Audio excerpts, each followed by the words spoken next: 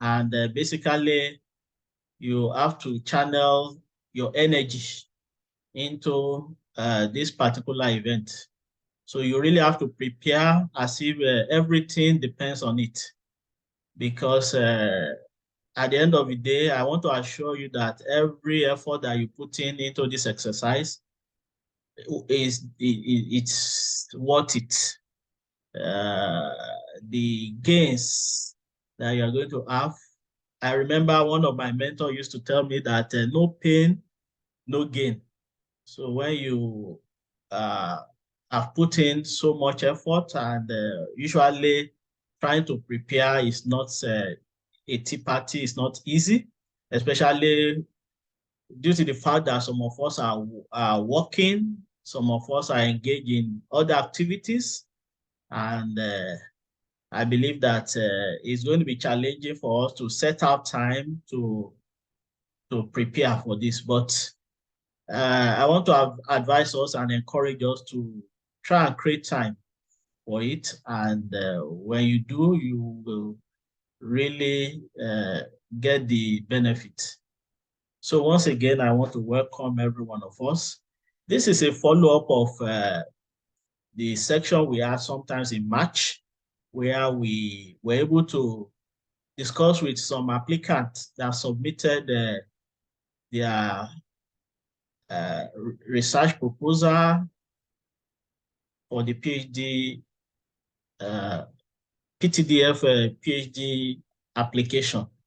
And during that section, we were able to do a live review of some PhD proposals. And if you have been shortlisted for the interview, then it means that you have presented a good PhD proposal, and it shows that the PTDF are interested in what you have brought on board. And the next order now is to be able to defend your proposal, because it is one thing to present, to submit a good application. It's another thing to be able to convince people that you are the author of the work and that you can implement what you have documented. And that is the essence of this interview. So they want to be sure that you are the author of that proposal. They want to be sure that you are on top of that research. They want to be sure that you can actually succeed in conducting that research. And that is the hallmark. So there is not an intimidating interview. It's a form of interaction. I want to assure you that it's an interaction. So, and that is why you should go there with an open mind. The interview can go in any direction. Sometimes the interview can be an hot seat. Sometimes it can be on a soft note. And but I want to assure you that every interview is usually unique. So, but of course, I'm going to be sharing from my own personal experience, and I do hope that you will learn one or two things that you can take along, and you should also try as much as possible to be creative in your approach as you go for the interview. And I trust that we shall all succeed. So right now, I'm going to be sharing my screen, because for the next 20 to 30 minutes, I'm going to be discussing on some tips that we need to know, some things we need to keep at the back of our mind while we go for this interview. So immediately after that section, then we go straight into the mock interview. So I have already I have 4 PhD proposals with me.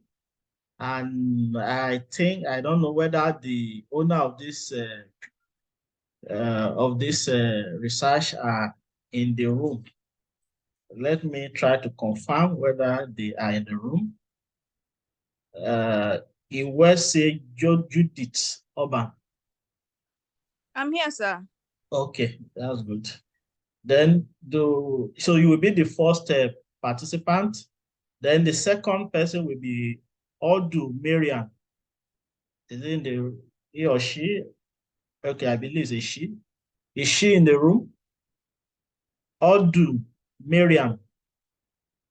Okay, not yet. Okay, maybe she will join us later. Then I have the third person, Ajayi Kehinde Elijah. Is he in the room? I'm here, sir.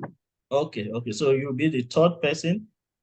But if Odu is not yet in the room, then you'll be the second person. Then the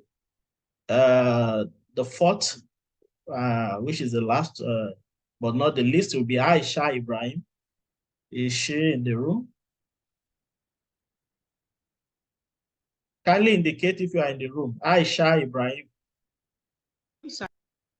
Okay, okay, good, perfect. Okay, okay. So you get ready when it is your turn. So, but before then, I will be taking us in a round of about 20 to 30 minutes discussion. Then we go straight into the interview. The interview will last for close to an hour because at least we have about 1 hour, 50 minutes to spend together in this room. About 1 hour, 50 minutes. So we can devote like 1 hour for the mock interview, then about 20 minutes, 20 to 30 minutes for the first discussion. Then the next 20 to 30 minutes, we can have a question and answer. We can have some interactive session before we go back to the main room. And I believe that we're going to have a very good section. So let me try to share my screen. So I'll confirm if you can see my screen.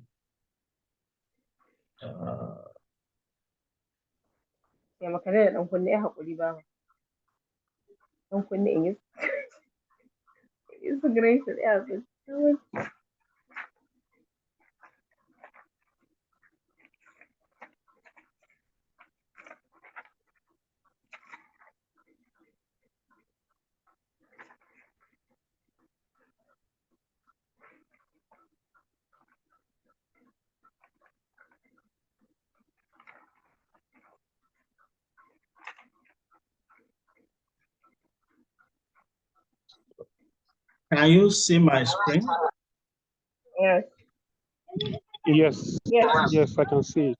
Okay, perfect.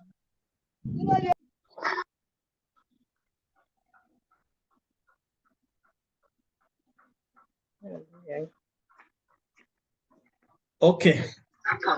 So we are going to be starting off already. Welcome also. We go straight into the outline of the section.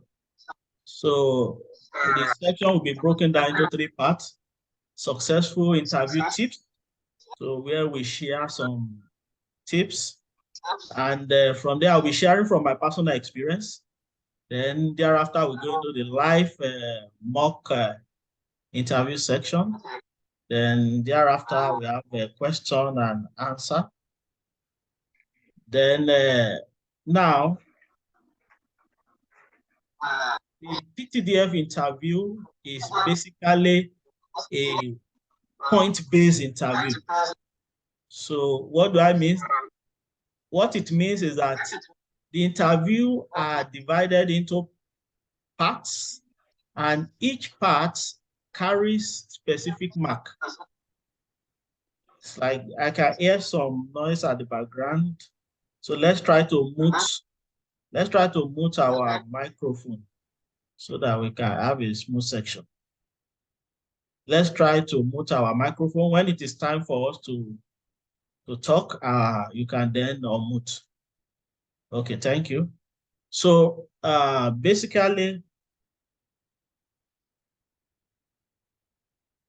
it is a point-based interview, and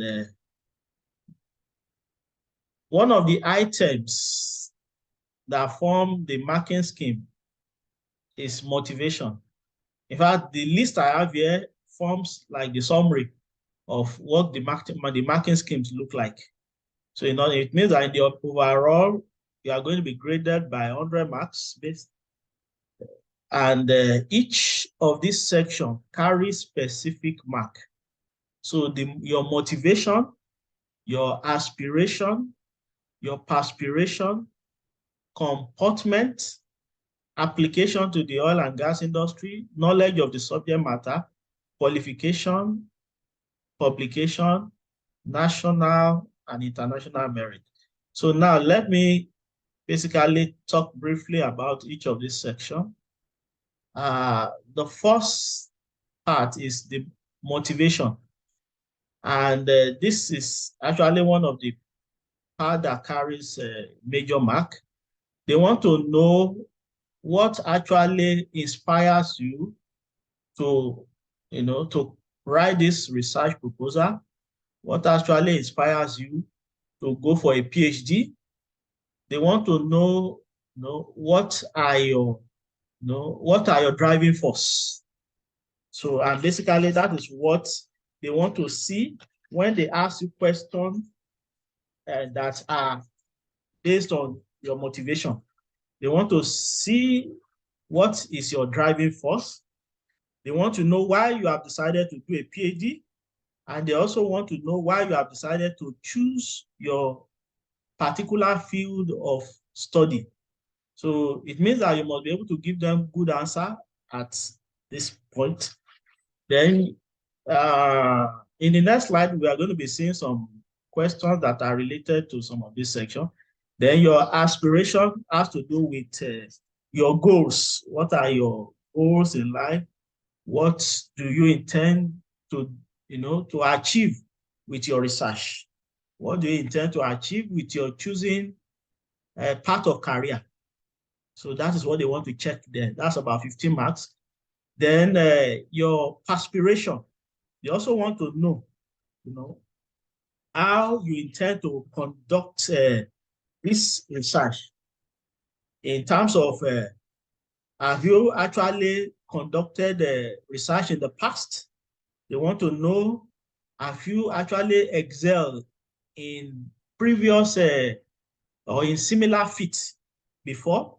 They want to know whether you have that professional or academic potential to succeed, in this PhD. So they want to check that. That's about 20 marks. Then comportment. Comportment is also something that they want to check. Comportment has to do with the way you conduct yourself, the way you carry yourself, the way you dress, and the way you speak. Your level of confidence, they want to check all of that. Sometimes they may do some things to intimidate you, and they want to check your reaction.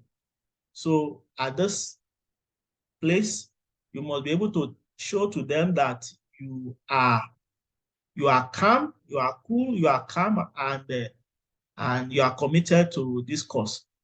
Then, of course, they want to check that your discussion with them is able to prove that your PhD will benefit the oil and gas industry. That is very, very key to PTDF. At the end of the day, if you are not able to convince them that your research is going to benefit the oil and gas industry, I want to tell you that research will not fly. So that is important. Then the knowledge of the subject matter. They will test you. They will test you inside and outside to check whether you know what you are talking about.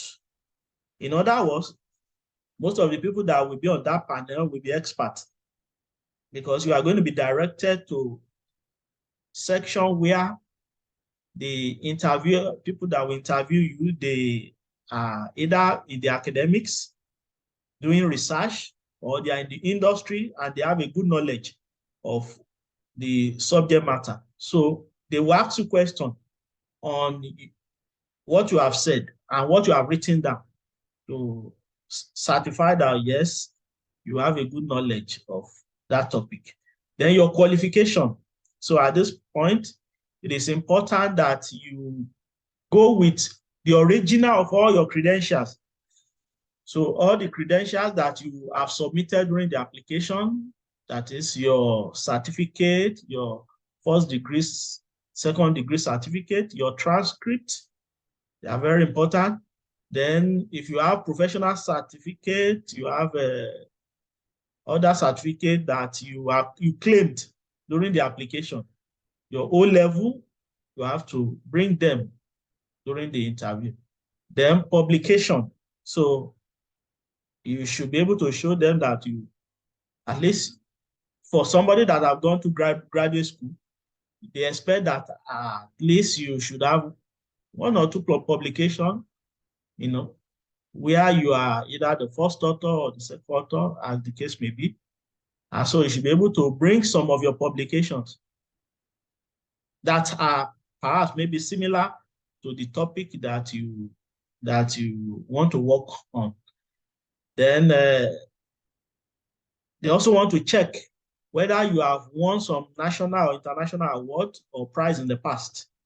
So if you have been a past awardee of PTDF, maybe you won the MSc award, you'll be able to bring evidence. Or you have won some scholarship in the past, which is not PTDF, maybe Shell or Chevron or MTN, or maybe your school, you were the best graduating student, they want to know that. Or in your school, maybe you were given one award for being outstanding in one field or the other. So if you have those kind of evidences, please bring them along. And I want to assure you that that will also give you some points. So in the overall, it is a point-based interview. So I want to assure you that. So it means that you must actually look at all those points and see how you can score the highest mark in them.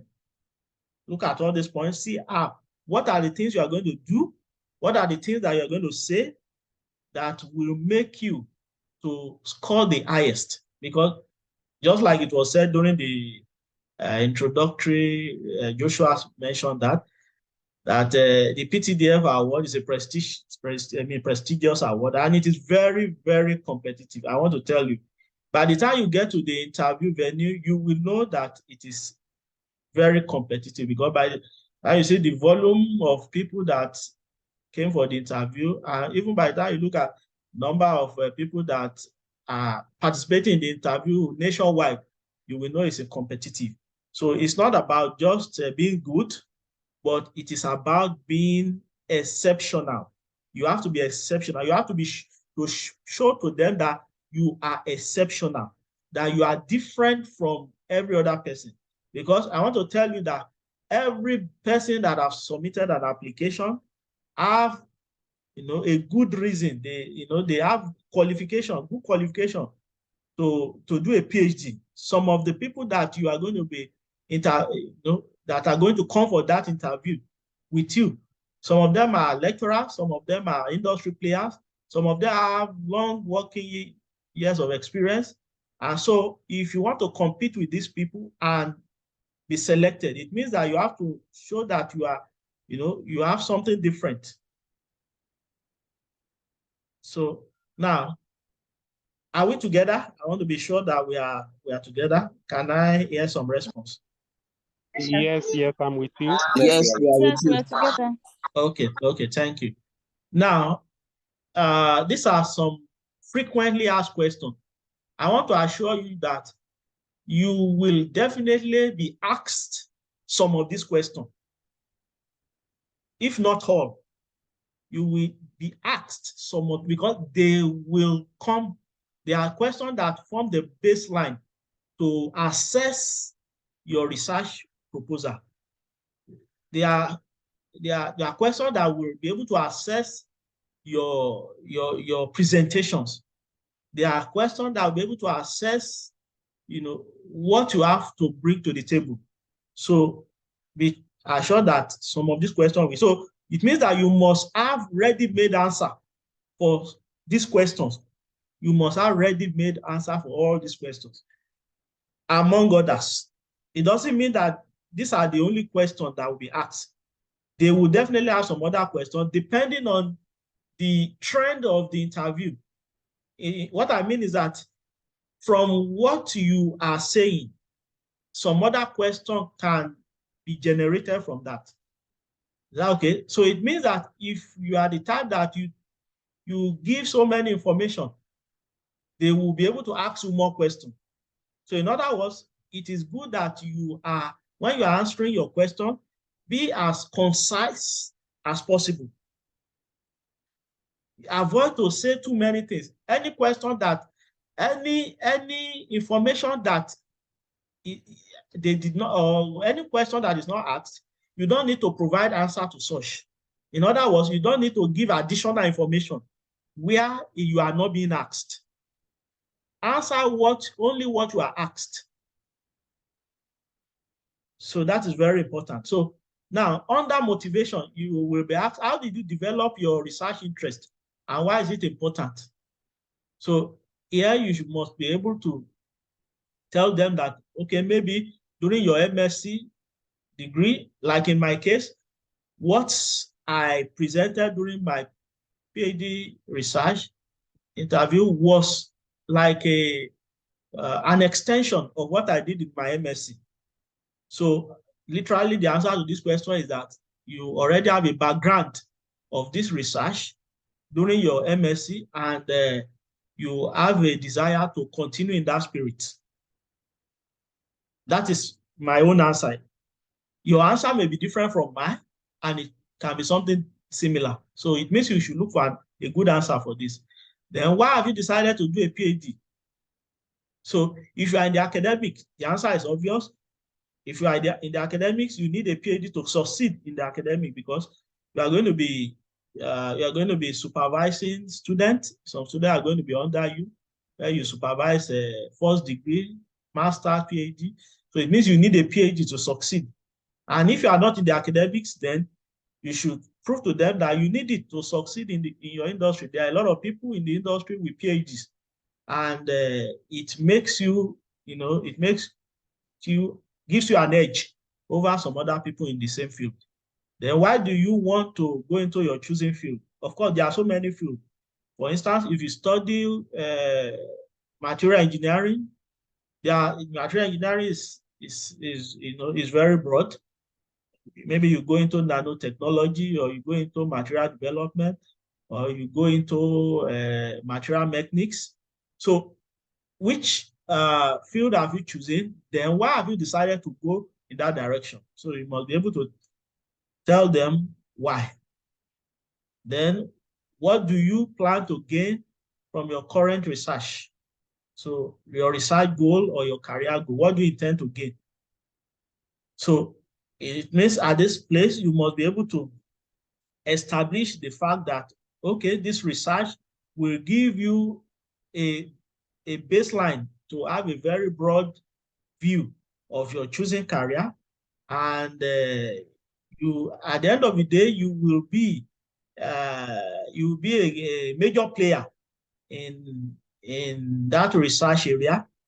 You'll be an international player in that research area, and you'll be able to contribute. You'll be able to make a scientific contribution, to the community, to your research community, which in form of journal publications, conference presentations, and maybe writing of books. Want to write books in that books that are going to be useful in that research area. So it means you need a PhD to be able to do that. So your research goal can be different from mine. So I'm just trying to give you some example of what can be your research goal or your career goal. Then what do you hope to do immediately after your PhD? That's one of the questions that I'm mostly asked. They want to know. The reason they are asking this question is that the plan of PTDF is to train you and ensure that you return to Nigeria and come and train others. So they want to listen to you, and if you say that, oh, you want to, after your PhD, you intend to move to Canada or you intend to move to US, so for one thing or the other, already automatically, in fact, you are disqualified. That will disqualify you. So it means you, in answering this question, you must tell them you will return to Nigeria. So you must tell them you will return to Nigeria and try to mentor others. Try to, the knowledge you have gained, you have to want to transfer it. Or learn like a transfer of knowledge. So you must be able to tell them that this is one of the things you want to do after your PhD. You want to come back, pick up a job in Nigeria and work. Then perspiration. On that perspiration, they will ask you, how have you, your previous academic research and professional experiences prepared you for a PhD? So they can ask you this question. So it means that you have to tell them some things that you are currently doing or that you have done in the past that is very relevant to, to your research area. So in other words, maybe if you are a lecturer, you tell them, okay, you have been a lecturer for this number of years, or maybe you work in the oil and gas industry, work in this area for this number of years, or you have, you have conducted some past research that are similar. So you have to prove to them at this point. Then what exceptional achievement have you made?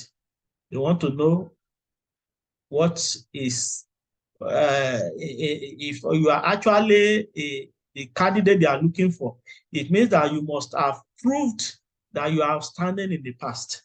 So at this point, you should be able to tell them, okay, you were the best graduating student during your set, or maybe you have won an award in the past. Maybe you were able to won PTDF MSc award, or you won NMPC scholarship in the past, or maybe you have gone to represent your institution in maybe national or international competition.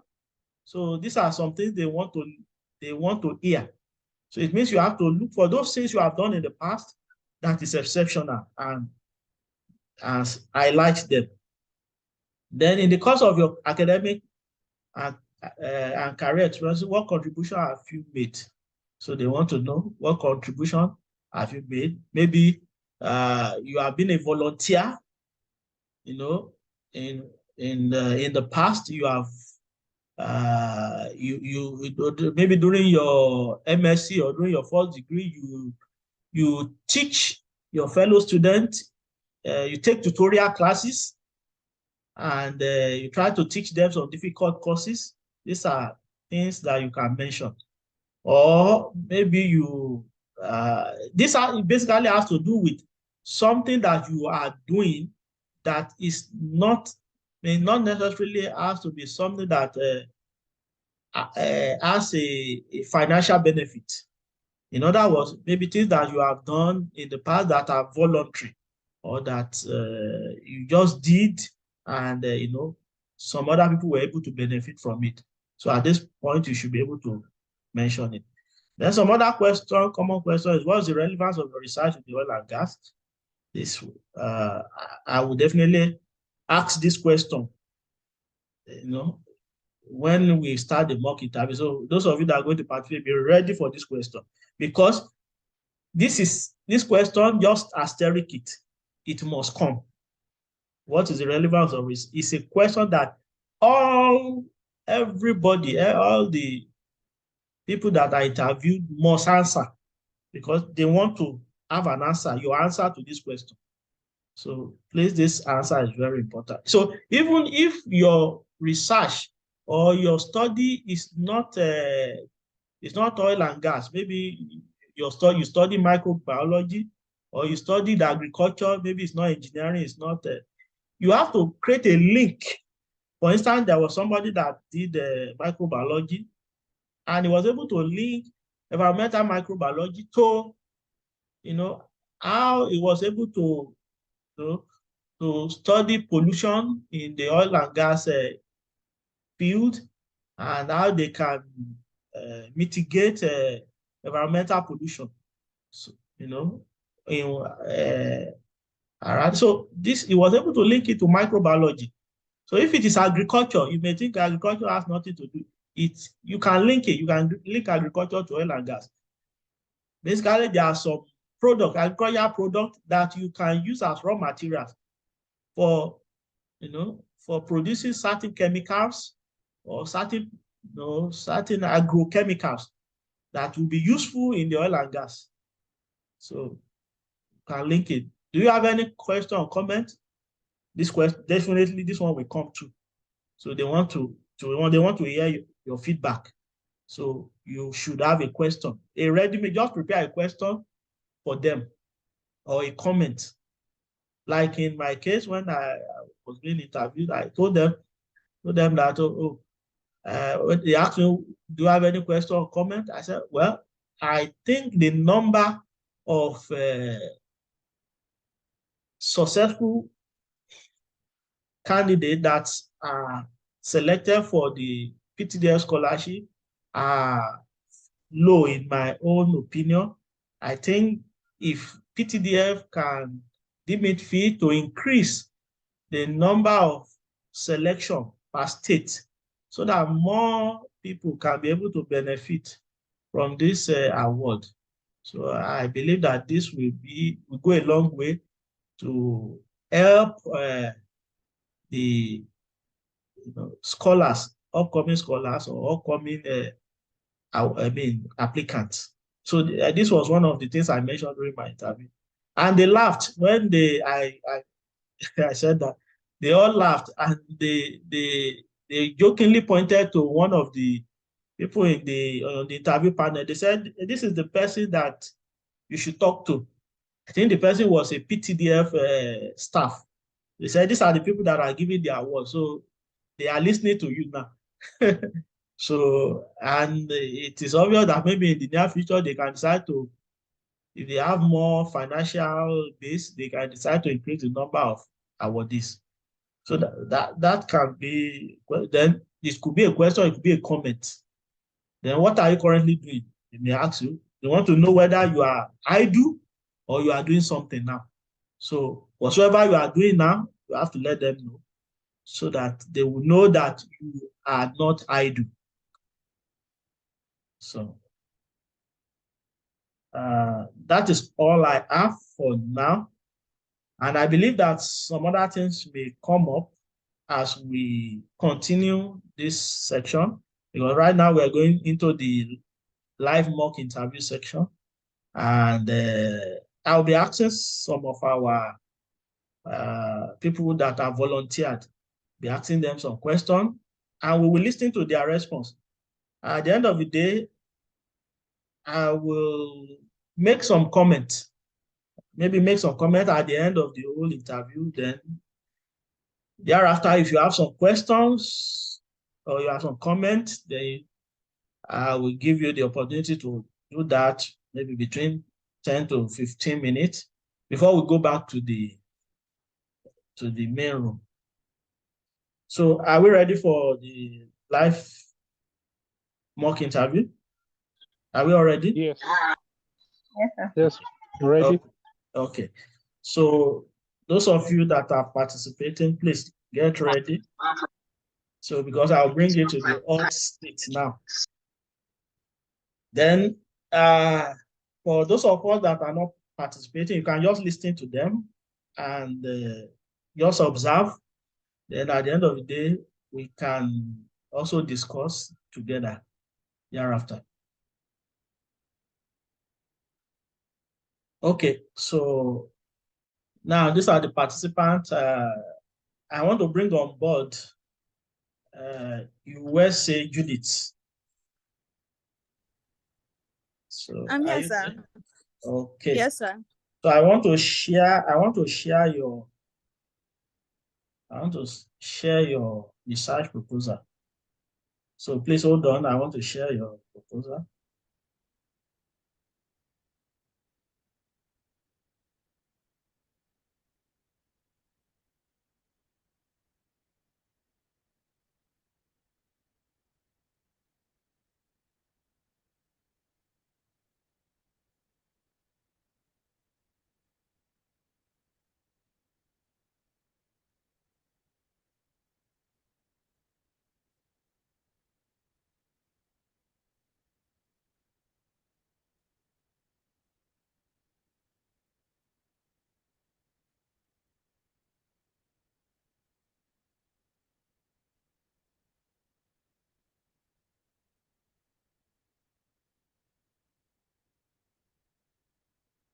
Yes, hold on. I'm trying to share the proposal.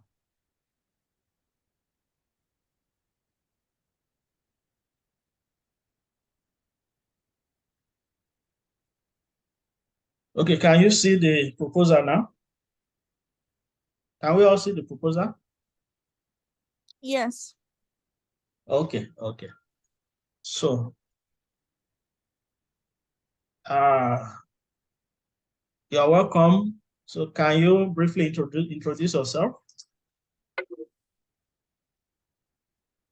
My name is Oban Judith EUSC. I'm also one of the applicants for PTDF, PhD category to be precise. Okay, so in 2 minutes, can you tell us about your PhD research? Yes, What sir. do you intend to do? How do you want to go about it? In 2 minutes, just summarize it. Okay. So looking at the title,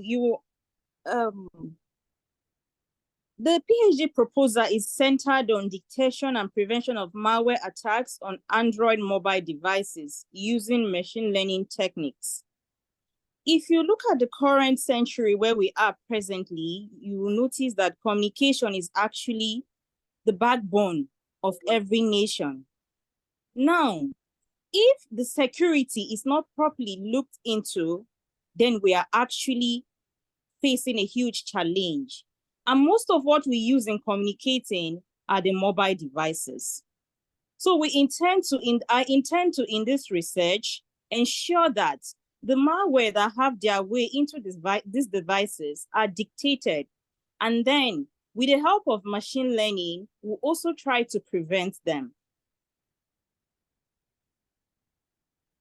We have actually looked at the previous works that others did, and at the same time looked at the challenges that they left behind. So coming from a place where our systems are actually vulnerable, this research was very, very important. So the project plan is actually slated down.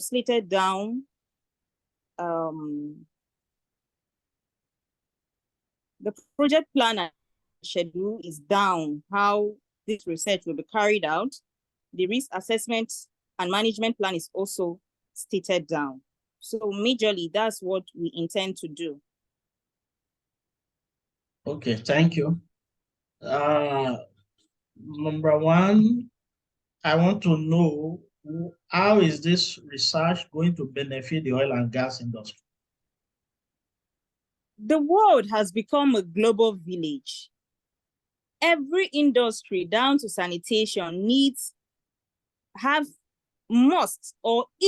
let me use the word is making use of the computer system.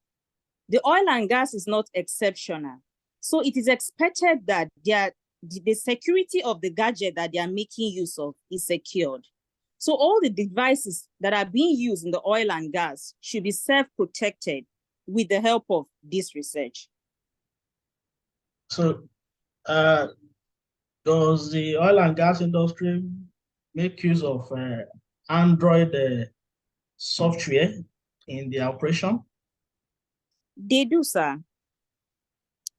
Okay. Do you have some previous work that have been done that is similar to yours that have actually inspired you to do this?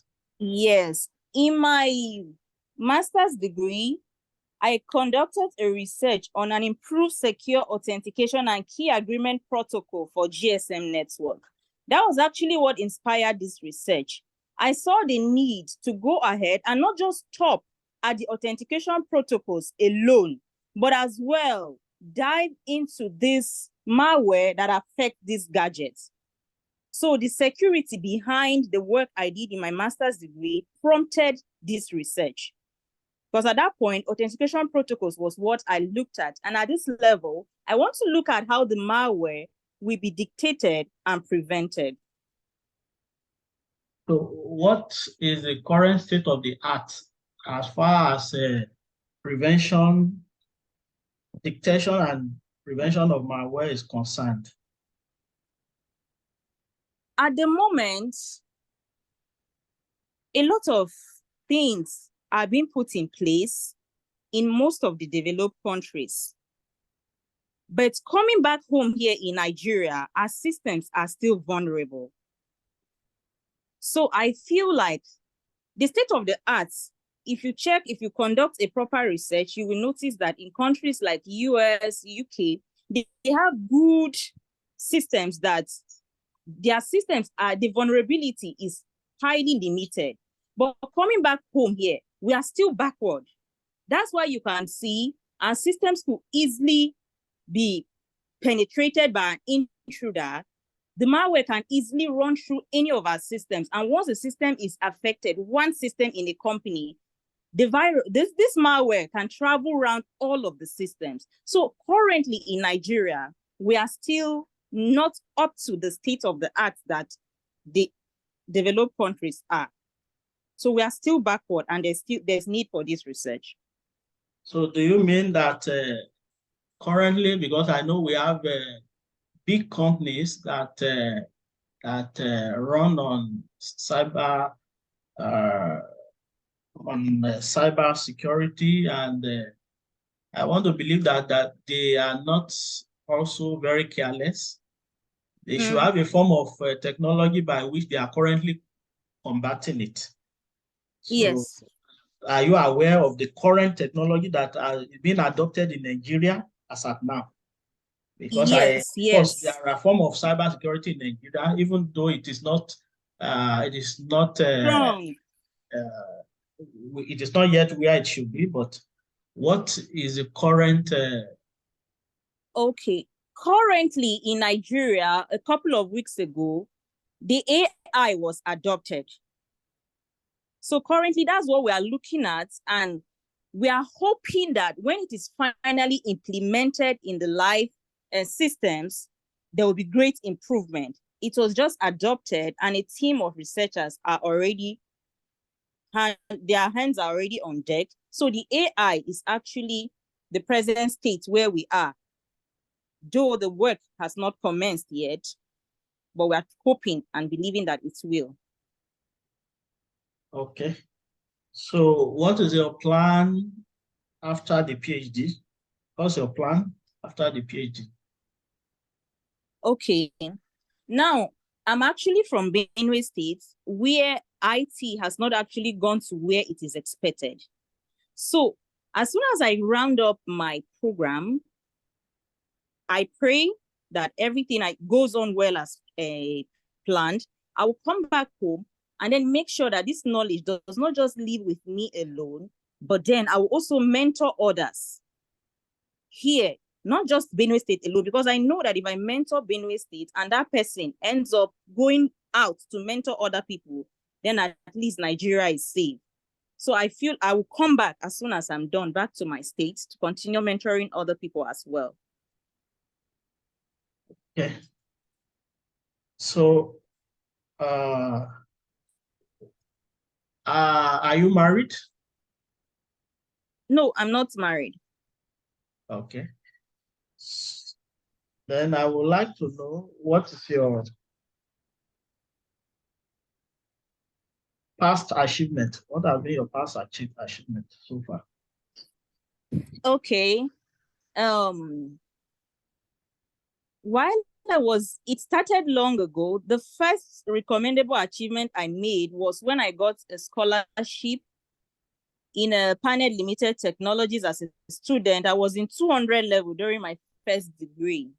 So as soon as we're done with that session, I was able to mentor voluntarily 15 students that also got the scholarship after my batch, and successfully 12 of them made it through to this company, and the number of developers improved greatly. That's one. Then the most recent achievement, my research in master's degree topped in the department where I graduated from. We were 11 of us, and only 2 of us made it to the final point. And my research, that's on improved secure and authentication key agreement protocol on GSM network, made it topmost on the research team. Although others came in between, but that was the first, and this is the most recent. Okay. So what are you doing currently? Okay. Currently, I am working with APIN Public Health Initiative under Health Informatics. That's their IT section. So that's where I'm currently working. Okay. How long have you been working with them? 2 years, 9 months. When did you graduate? My master's, January this year.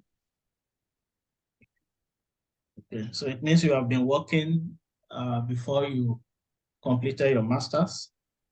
Yes, sir. So you were studying and working? Yes, sir. Okay. So thank you. Do you have any comments or question for me or for PTDF? Okay. Yes, I do. Okay, go ahead, please. Okay, mine is a comment, actually. Go ahead, go ahead. Okay, it's an appeal to PTDF. Sorry, let me go informal. I will say the same comment because I didn't think about this. I will just say what you said. I didn't think about it. So I'm back to the hot seat. My appeal to PTDF is that since in IT in particular, since it's a new emerging, I call it new because a lot of states in Nigeria have not had opportunity to actually have very good technological systems. So I'm of the opinion that their chances should increase, that they give out to people. They should just increase the number. That's my passionate appeal to PTDF. Thank you, sir. Okay, so thank you very much. I think we can give her a round of applause. I think I will end the interview section with her so that let me just make some comments before we go to the next interview so that I don't forget some things I wanted to say. So thank you, Ms. Wisse, for volunteering. And I want to say that if I were to be on the interview panel, I will score her very high in terms of comportment. She was able to comport herself. Her words are very clear and she speaks good English.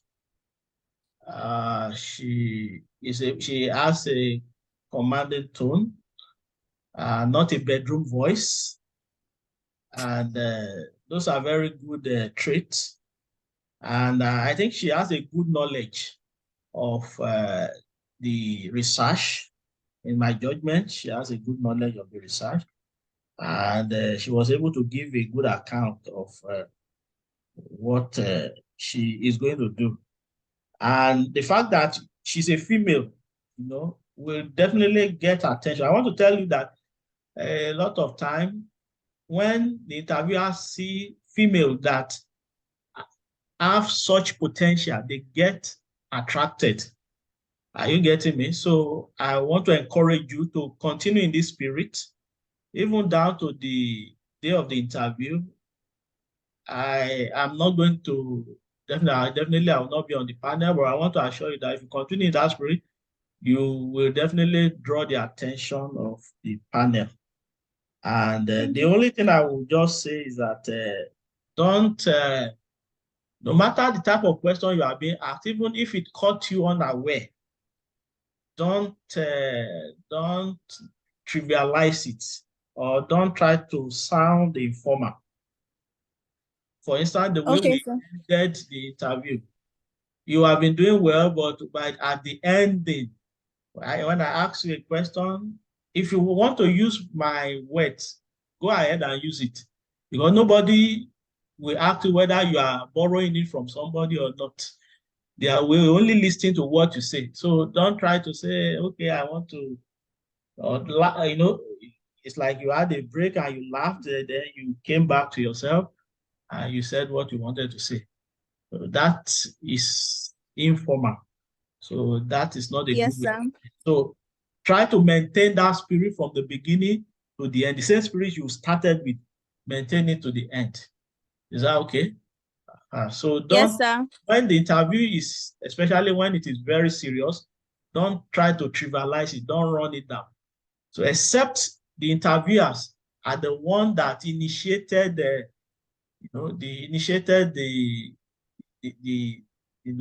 sometimes they may initiate a situation where we all laugh. Are you getting me? But you are not the one to initiate it. Do you get Yes, what I'm sir. trying to say? Okay. Then for Yes, those sir. of you that the reason I asked a question then I said, are you married? To some people, they may find it as an unexpected question. It can come for those of you that are female, especially for those of you that are female. They may ask you that question whether you are married or not. And the reason is that marriage is one of the things that could be a challenge especially for female, when it comes to study. So there are some female that maybe before or during or after before or during the study, they get pregnant or they have one challenge with family issue or the other. So they want to know how you intend to manage family life with your studies. So definitely be prepared for questions that go in that direction, especially if you are a female. They want to know. Okay. Okay, so do we have any other comment, just brief comment before we move to the next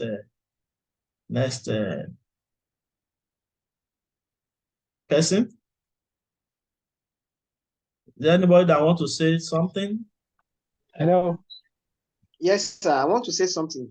Okay. Okay, thank you, sir. Good evening. My name is Kingsley. Okay. Can you hear me, sir? I can hear you. Go ahead. Go ahead. Okay.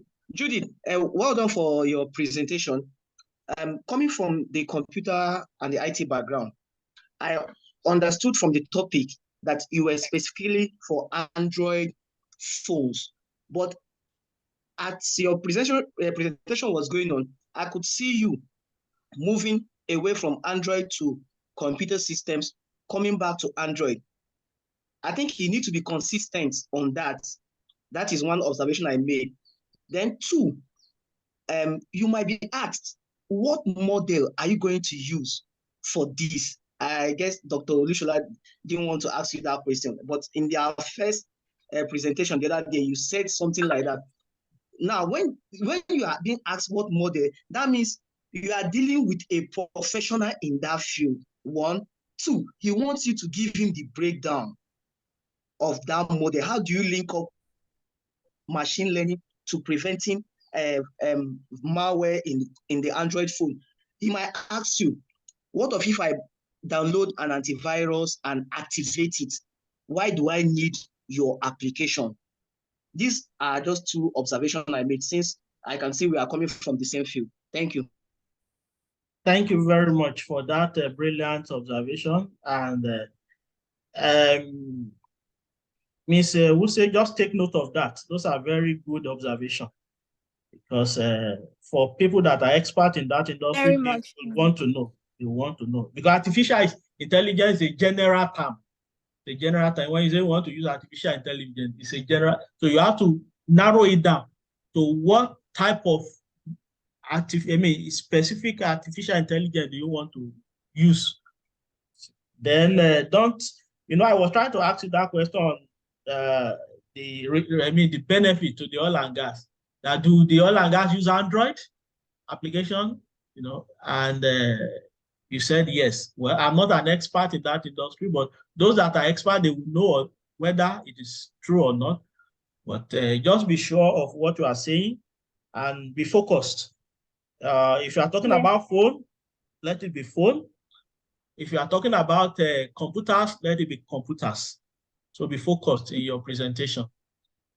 Thank you. Thank you very much for that brilliant one. Okay, so I end this particular one. Let me try to share the second.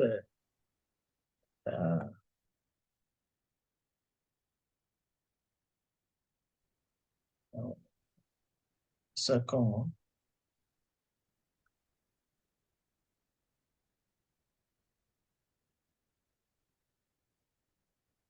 That is how do. Okay, this is action.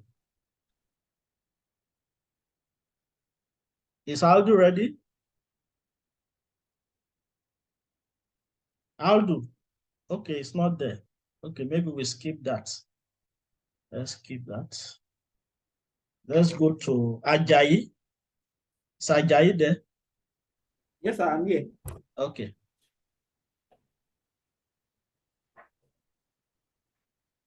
Okay.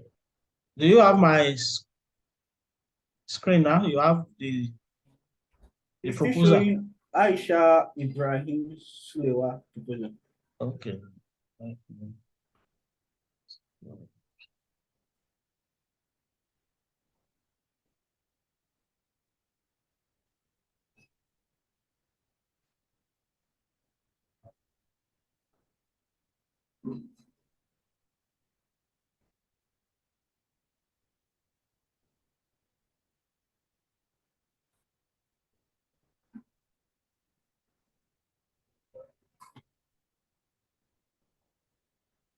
Okay.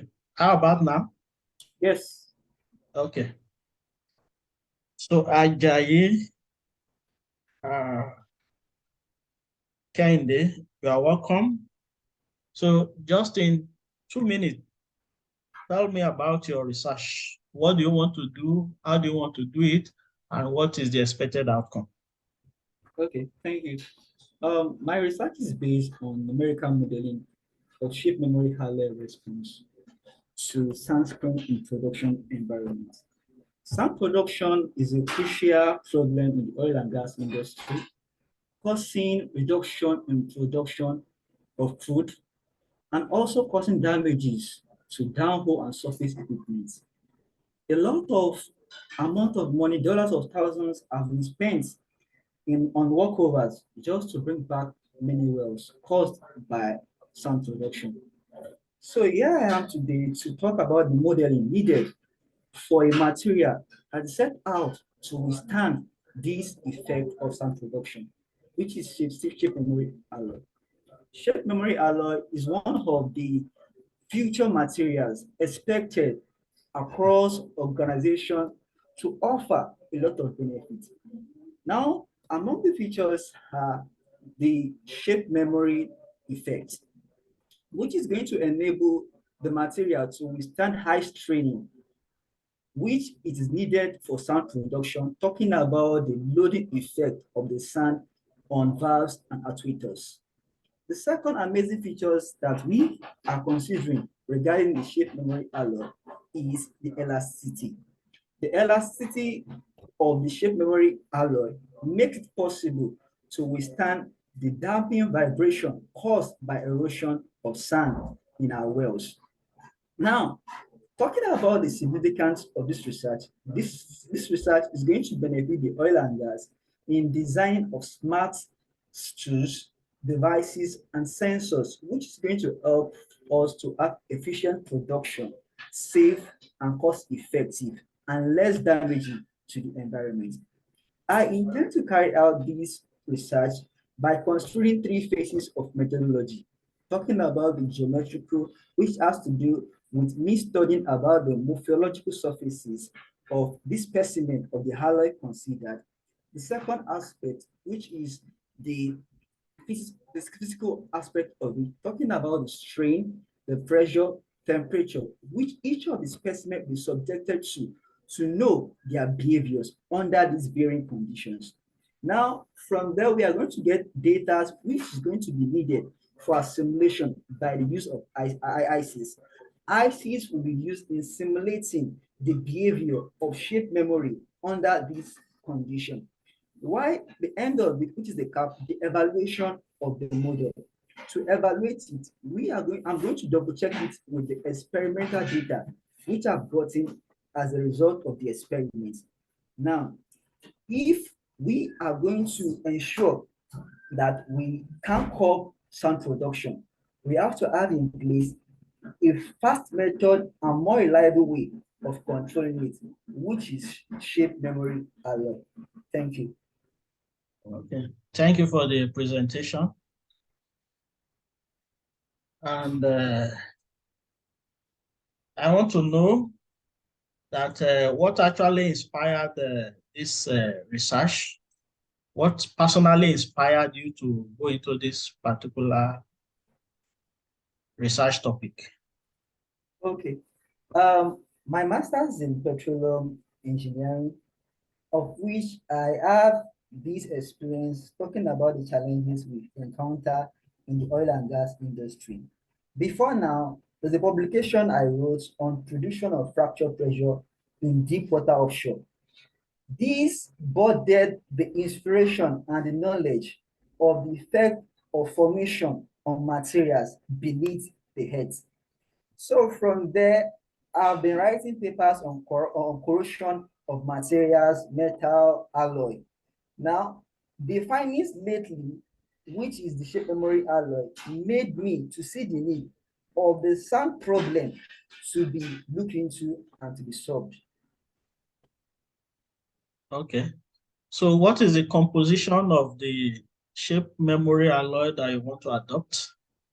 Thank you. The composition of the shape memory alloy varies, but as a result of my findings and based on the school I've considered, I'm going to narrow it down to 5 of them, which has the first one has a composition of nickel and titanium.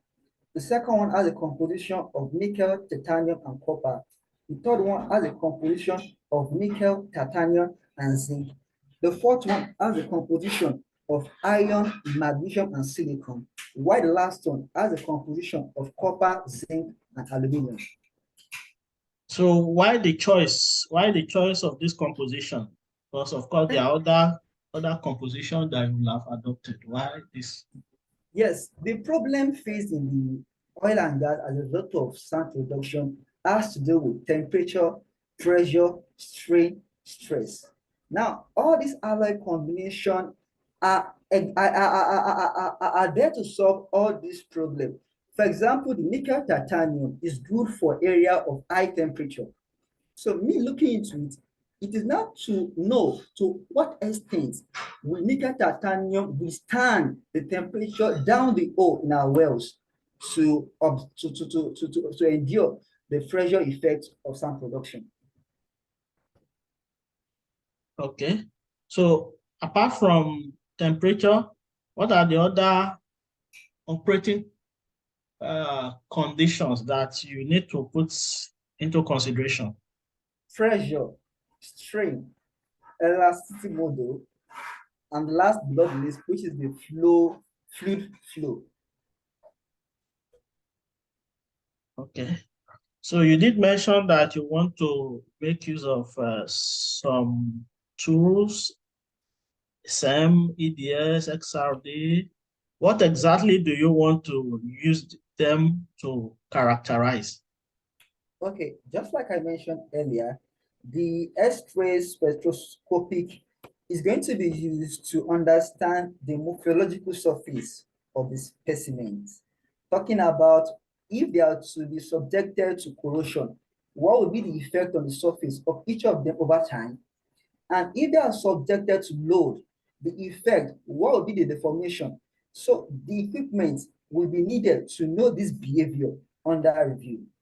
While the tensile stress testing machine will help us to know the elasticity when they are being pressured, for how long, what will be the yielding limit for each of the specimen.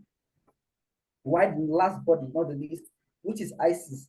ICs will be used for the simulation of the behavior, while also giving it input from the experiments. What about XRD? X-ray diffraction. X-ray diffraction also does the same thing based on the surface, but depends on the availability of the equipment.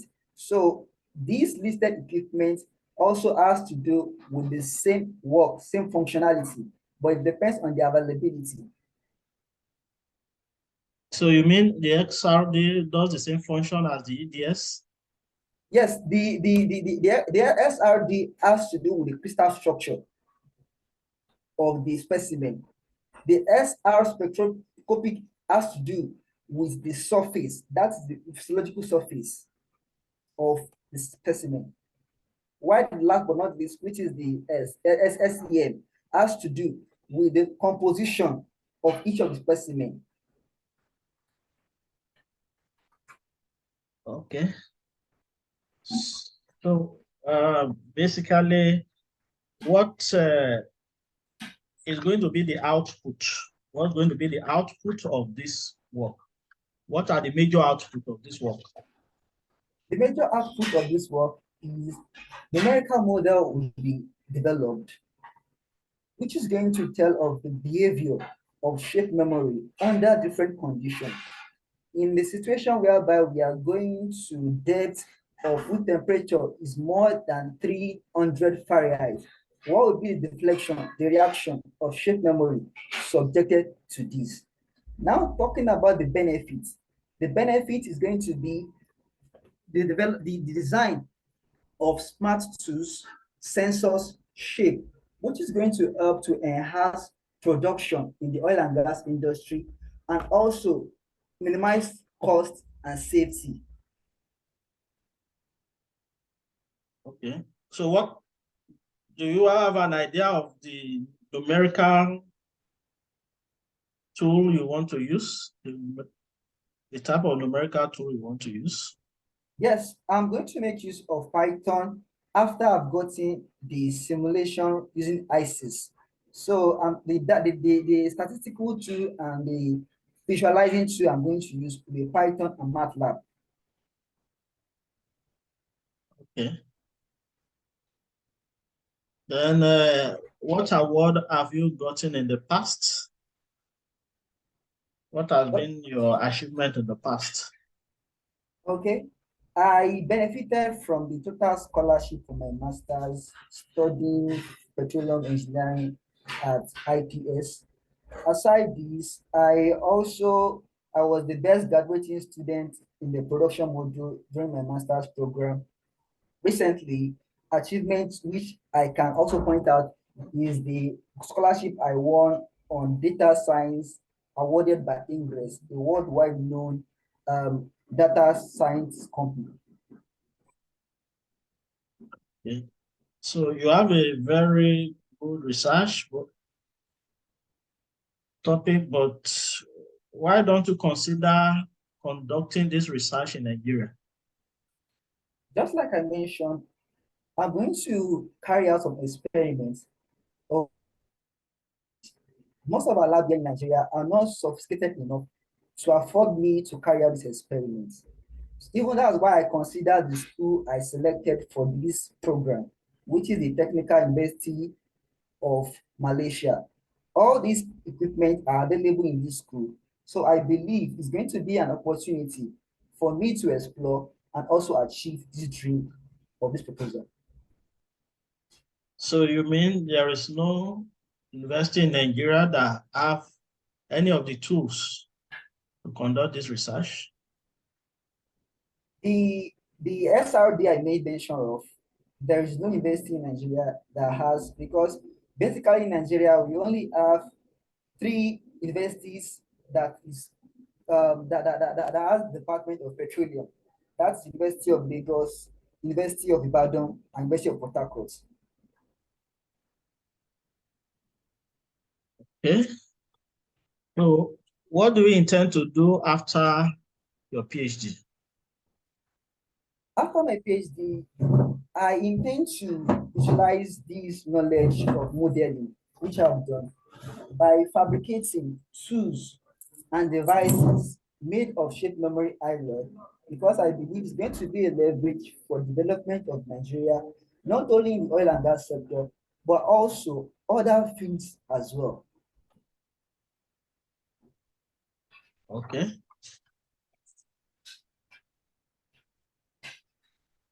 Have you been have you published any previous journal? Yes, sir. How many? I have How many?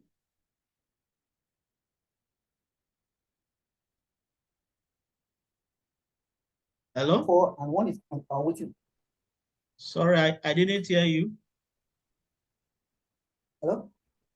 I didn't. I have 4 publications and one is awaiting. Can you hear me now? Okay, yes, I can hear you. I have 4 publications and one are waiting to be published. So is there any of the publication that is related to this work? Yes, virtually all. The first publication, just like I mentioned earlier, the prediction of fracture pressure in deep water offshore. The second one has to do, the 2 after that has to do with corrosion effect on materials. In Niger Delta, the second publication, the third one in Rivers State. The last but not the least publication has to do with the project of petroleum engineering in Nigeria. Okay. Are you married? Not yet, sir. Okay. So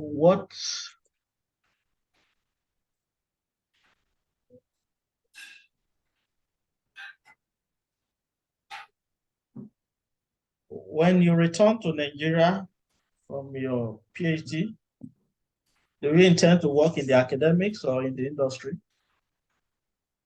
I intend to work in the industry, but I have a vision of working 50, because I have my life plan. Once I clock 50 years, I want to go back to academics. Okay. Any comment or question? Yes, I have a comment and at the same time a question. Just like I said, that I intend to make use of the knowledge from this research to fabricate tools, sensors from the shape memory hardware. Now, is there a way for PTDF, or is there an avenue or lay down plan that PTDF has for their awardees on their return to help them to practicalize knowledge they have acquired during their studies? You mean to get a job? No. I mean, just like I said, that my research has to do with numerical modeling of shape memory actuators response. Now, if I'm to come back to Nigeria, is there an opportunity for me to fabricate actuators made of shape memory as a practical evidence of knowledge gain, whereby it can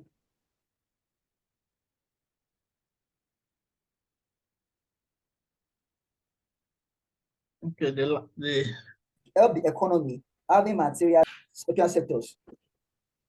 Okay. I think I Hello? got it. I think I got you. So thank you very much for your response to the question. And I think you have also done very, very well. I think this category of people I interviewed are actually, they know their onions. So, and from my interaction with you, you have also shown a level of confidence. You have also shown that you know the subject area that you want to work on. But I will just make 1 or 2 comments so that you just take notes in case you meet somebody that has a very good knowledge of what you are doing. I was asking some technical question about the characterization here. And I was asking that what are the specific what are the things you intend to do with all of these tools? And EDS specifically is for chemical composition.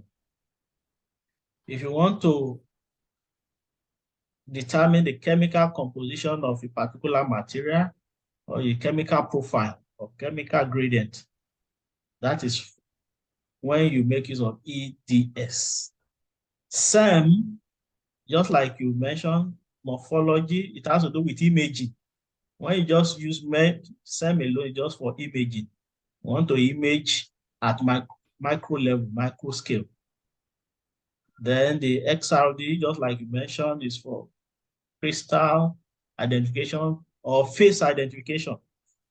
So at the point in time, you are trying to mix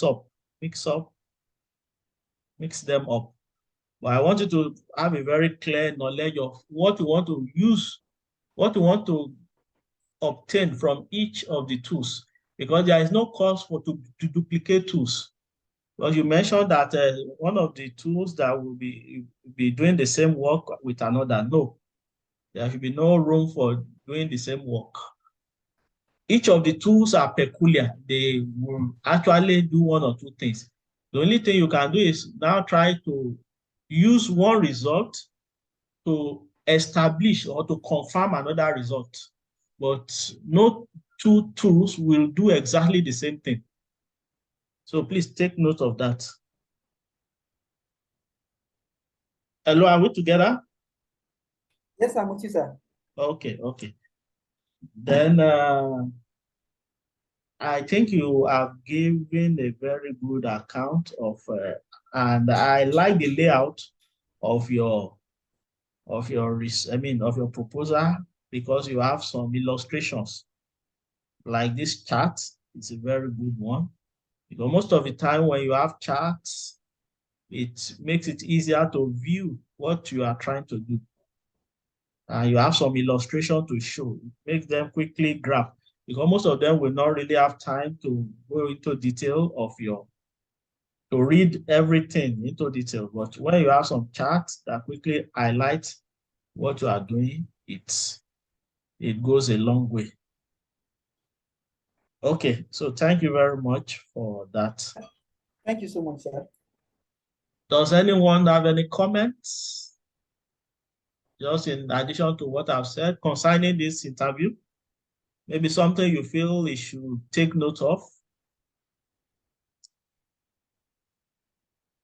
Anybody? Well, one thing I would just want to say is, if it's possible for you to look for cost estimations, maybe how much the current material to do well intervention is costing the oil and gas industry, is costing companies currently as a result of the existing materials. And if the price is so much, and the better alternative is the shape memory materials you mentioned. So if it's possible to put cost estimations, just to bring things to reality, I think it will be good. You can also look into that. Thank you so much. Thank you. Okay. So please take note of that.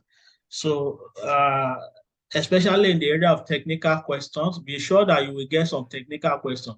For people that really understand your work, they will ask you some very technical questions. So be prepared. Even if you did not indicate it in your proposal, at least mentally try and prepare for some questions that can actually come to you. For instance, I was asking you about the choice, the choice of the composition compared to others. And you did mention some points, but you also have to establish the demerits in other composition that maybe that have been adopted in the past, and say, well, maybe they are failed or they are not optimized. So you need to establish that, because people want to know. They want to know why, because of course there are so many compositions you can decide to go with. They want to know exactly what makes this one outstanding that you have chosen. So you must be able to convince them with some facts, at least some facts, to show that your choice is actually the best for now. Okay, then your comment, or is it a comment or contribution now, was a very good one. Yes, I really like that because it's a challenge to PTDF to get them prepared. Now, okay, if you come back, because PTDF actually fund studies, they also fund research. They fund some innovative research. So I want to believe that if you have maybe something you want to fabricate in the future, and you present a proposal to PTDF, they should be ready to fund it, especially if due to the fact that you were a previous beneficiary of their fund. So I believe you should get a positive answer to that, and it's a very good one. It's a challenge to PTDF. It's actually inspiring. So thank you once again, Mr. Ajayi, for your time. Okay, do we have the last person now, which is Aisha Ibrahim? Yes, sir. Okay, I'm here. let me try to share your research.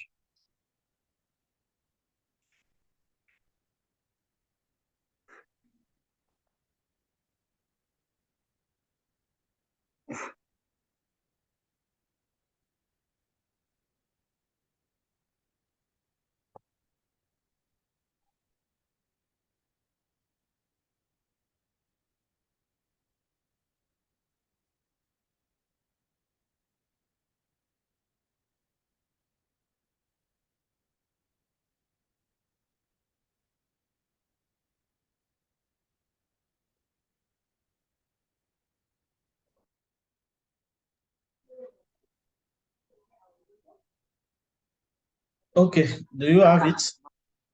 Yes, sir. Okay. So, Miss, is it Mrs. or Miss? Oh, what can I say? I What? lost my husband 2 years ago. Oh, I'm so sorry about that. Yes, thank you so much. Okay. So, what is the topic of your proposal? That is the valorization of hydrocarbons by transhydrogenation in petrochemical processes. It is a heterogeneous petroleum catalyst. Sorry, maybe you need to increase the volume of your Okay, so system. I you can't can hear hear me? you clearly. Yes. Can you hear me now? Can you hear me now? Yes, I can hear you. So All can right. you take it again? It is the valorization of hydrocarbons by transhydrogenation in petrochemical processes. Okay. I think there is a typing error in the hydrocarbons. Yes, that is something Yeah. I want to draw your attention to. And Yes, that's why I asked you the topic. So please try Okay. to avoid this. But this singular thing can disqualify you. Okay. This singular thing can disqualify, because somebody will say, if you are very careless not to take note of the spelling error in the topic, then Exactly. you look at it that it means you are not very careful. So please Yeah. avoid that. All right. At least Thank you so much. the topic, the subtitle, they may not read all the text. So if you have typing error in the text, they may not note. But those key areas, the topic, the subtitle, your name, and those things, there should be no typing error. Then please, the Okay. formatting. Look at this. Look at the way you format this introduction should go to the next page. Is that Okay. Okay. Yes, sir. so in 2 minutes, tell me about your PhD proposal, what you want to do, how you want to do it, and the outcome. Okay. Thank you. Good evening, everyone. Aisha Ibrahim Sola by name. So this research will focus on the valorization of these hydrocarbons using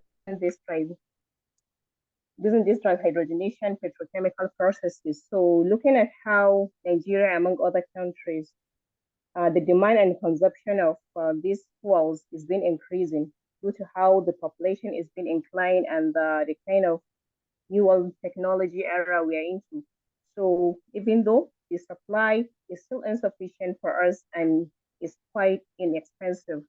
So this refinery products is not only the petrol diesels, the gasolines, the jet fuels, it also provides raw materials for virtually all our organic chemical processes industries.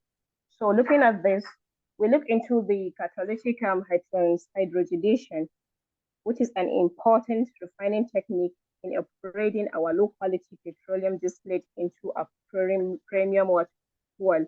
So a lot of reviews has been undergone before doing this proposal, and the findings were most of these catalytic processes have some problem or shortcomings, which includes corrosion. We have the leaching of metals from support oil wells, and some even have disposal problems. So looking at this, we aim to develop a new and improved catalyst for this transhydrogenation refinery of our byproduct of our products by producing a high premium fuel which has nearly a zero waste. So this is it. Okay, thank you. So what is the outcome of this research? What do you actually want to produce or develop from this research?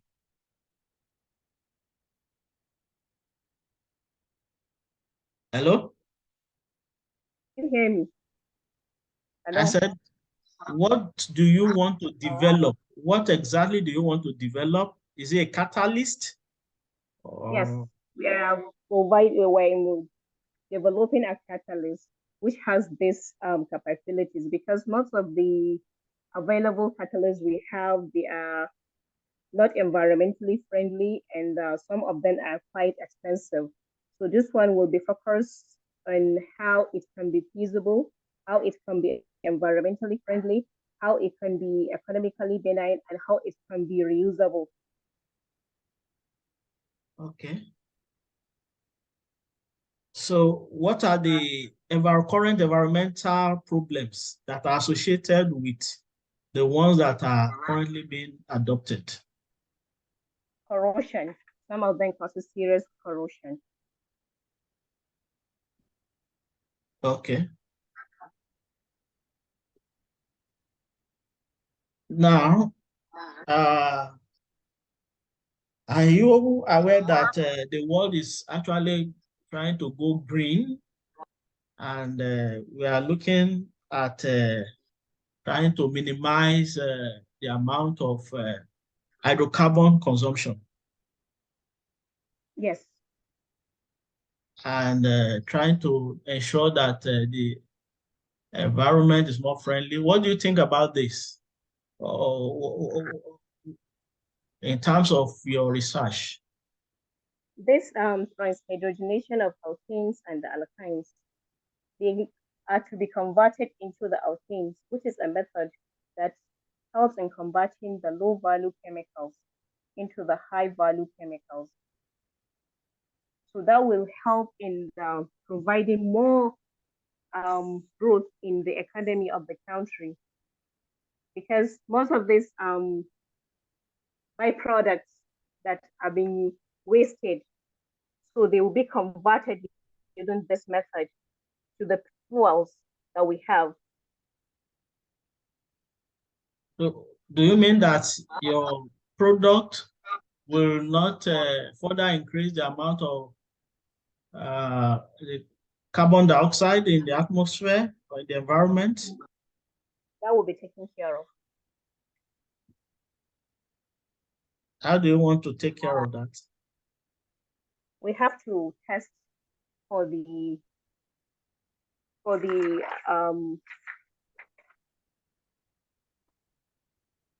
the possibility. Okay.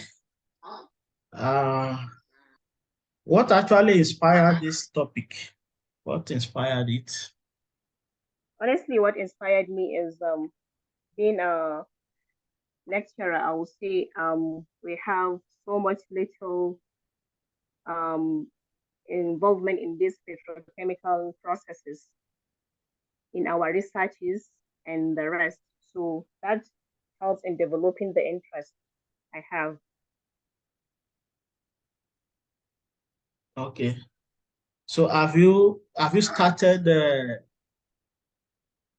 maybe some specific research in this topic in the past? No, I haven't. No, I haven't. Okay. But I'm thinking of involving them in some of my students. Okay. Do you have past publications? Yes, I do. How many? 3. 7. 3. 3. Okay. Where do you work? Yes. At Federal University, do some marketing. What? I can't hear you. Federal University, do some marketing. Okay, so you are currently a lecturer there. Yes, I am. What is your position there? Lecturer too. Okay. When did you finish your MSc? 2017. Okay, so between 2017 and 2023, you have not considered starting a PhD as a lecturer? I have considered. So what effort Due have to you made? due to the nature of workload we have. Sorry, and, I didn't hear you.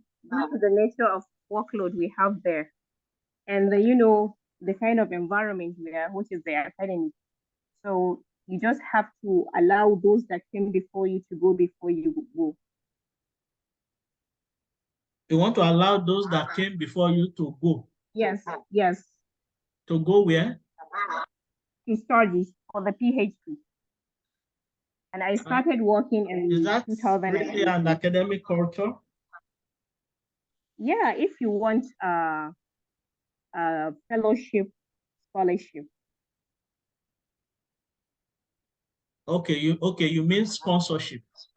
Yes, sponsorship. Okay. So why do you intend to travel out of the country for your PhD? Why don't you consider having the PhD, a funded PhD in Nigeria? Because most of the research requires a lot of advanced analytical equipment. And due to the nature of how slow paced our Nigerian institutions are. Okay. So what about your family life? How do you intend to manage it with your studies? I'm single. I mentioned I lost my husband 2 years ago, but he me fellow. Okay.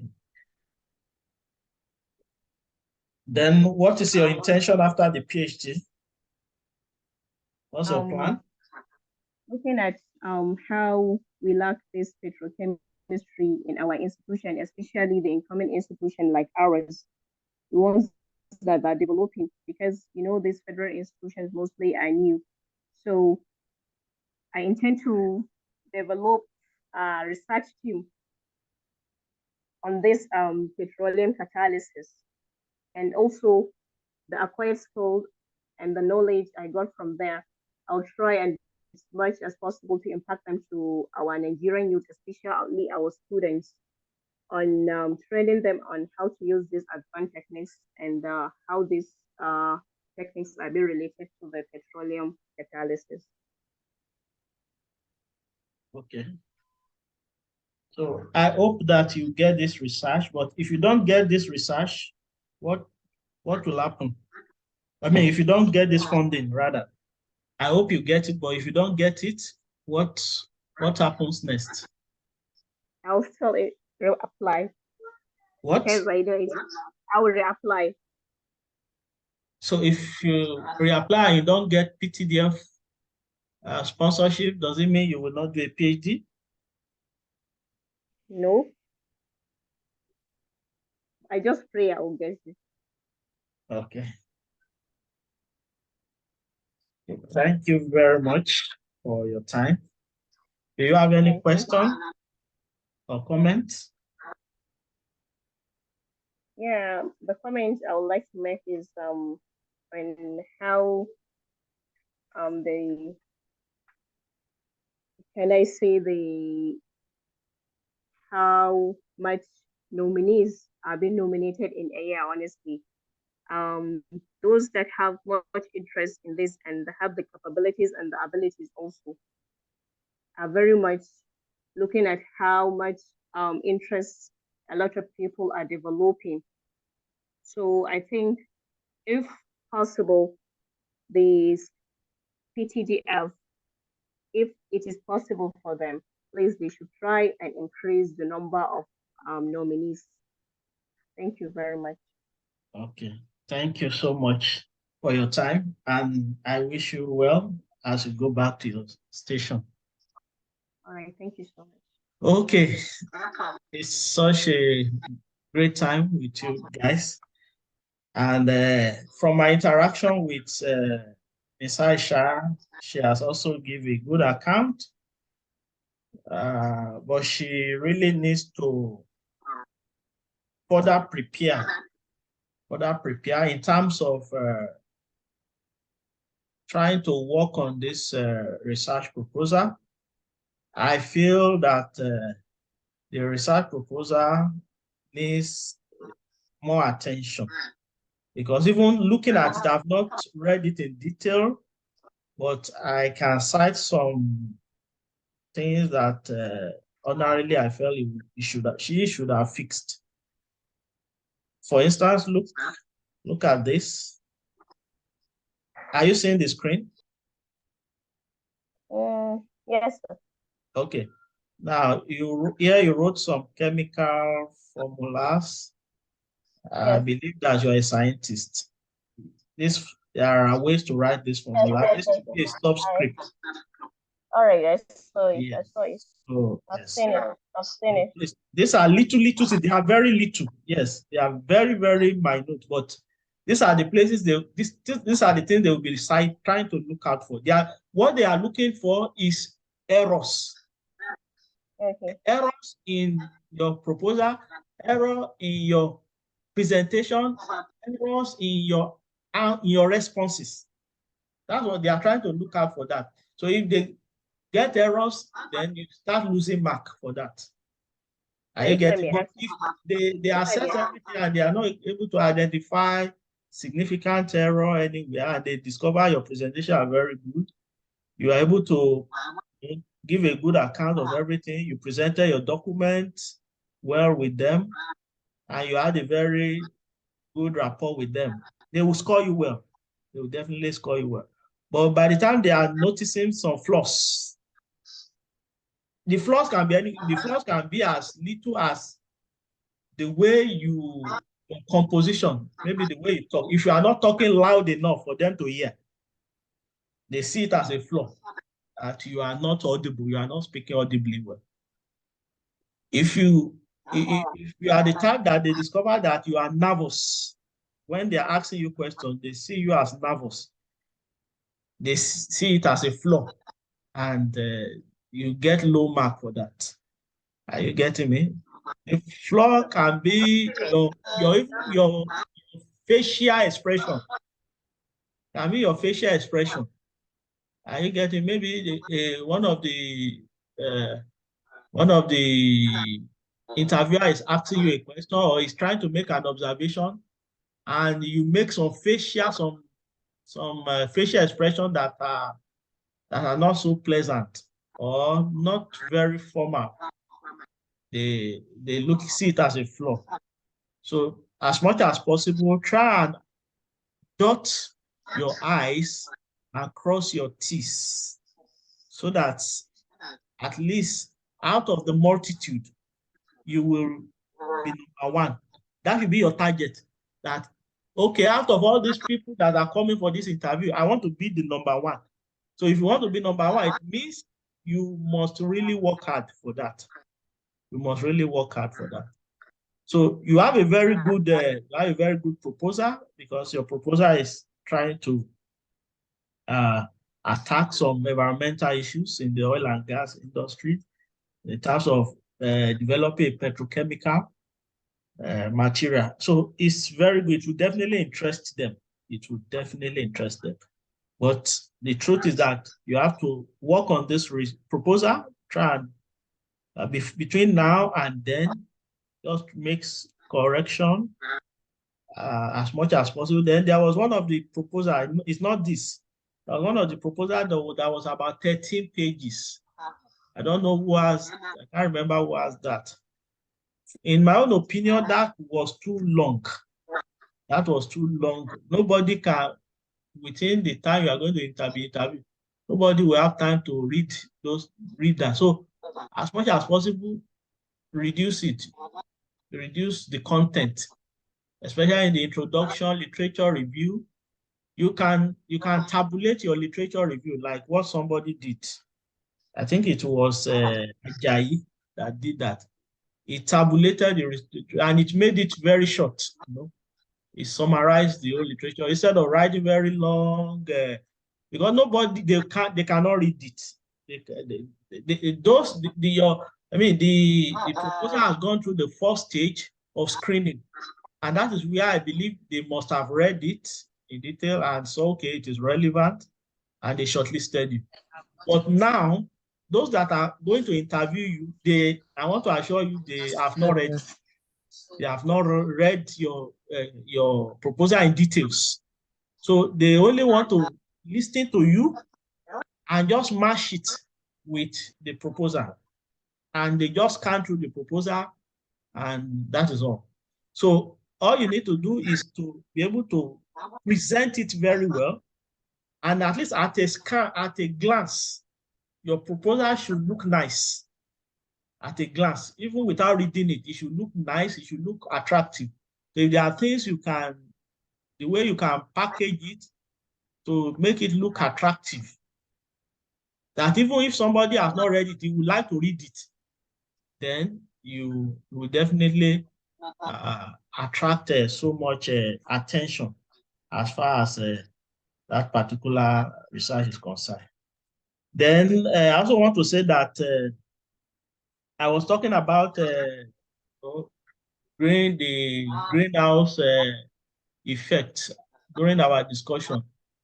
And one of the major goals, at least at this era, is to try and reduce the emission of carbon dioxide. So we should be able to establish how your product, the product you are of course, I know it's a petrochemical product. So how environmentally friendly, be able to establish how environmentally friendly it is. You must convince them. Don't just say that it's environmentally friendly. You must convince them that it is actually environmentally friendly. So in your defense. So because that is something they would like to know. And just like you mentioned that the previous one that have been adopted, they are not environmentally friendly. So in this one you want to use now, then what is the departure? How is it different from the previous one that that people have been working with? So try and get some point to support the fact that your material is environmentally friendly. So, and I also want to assure you that the fact that you mentioned that you lost your husband, sorry about that. I'm sorry about that. Nobody wished that for anybody, but I want to assure you it will attract empathy. It will attract empathy. So if you can chip it during if there's a way you can chip it in during your even maybe perhaps if you are being asked, so it will be a good avenue to say it. But if you are not being asked, if there is a way to chip it in to let them know that you had that experience and you still have this type of motivation to go forward. You know, it will attract some empathy and they will say, oh, this type of person needs this scholarship, you know, and they can give it to you because of that. You can say, okay, I don't know, because of this incident that he has gone through, and with his, you know, with his level of motivation for the future, I think this person has a motivation to succeed. So it's not a good experience, but at the same time, it can also help you to secure this funding. So you can take note of that. So any other contribution or comment from anybody in the house? I have a question, Chaplain. What? I have a question. Okay, go ahead. So when going for the interview, are we going to with our photocopy of our credentials aside the original? Yes, you can go with one photocopy and the original. The original is the most important. Okay, so Make what sure about all the original ready, but you can just make a cut photocopy, but I don't think they will collect what it. about the research proposal? What about the research proposal? Yes, please go with it. It's very important. Are they going to use the ones that we provide, or they already have a software? Most of the time, they will have it on their system. So I believe you have updated it during when they ask you to update it. So they will have it on their system. But you need to take it along should in case something goes wrong. Okay. You know, there are sometimes they will, you know, the way system works sometimes. They will be looking for it and they cannot find it. Because, you know, the number of people they interview are so much, maybe there's a miss of somewhere. And so the only solution as at that time is, do you have a copy with you? Do you understand the logic? You just say, okay, do you have a copy? So you can share it with us. And it is at that time they may request from you in case something goes wrong. But usually they will have it. Usually they will have it. But just then I think those are the major things. Is there anybody, other person that has something to say? Because right now we have ended the interview. We are just in the section of question and answer. Okay, sorry. What if I made corrections to the proposal after submission? Can I go with the corrected proposal for the interview? Yes, you can go with it. You can go with it. For instance, maybe if they notice something, they can draw your attention to something in the copy they have with them. Say, okay, why this? So if you have the corrected version, you can let them know that you noticed that later on and that you have corrected it. That this is the final version. Are you getting me? Yes. Okay. So maybe there was something you forgot to do in the previous one you submitted. So and their attention went to it. So you just let them know that you have already noted it.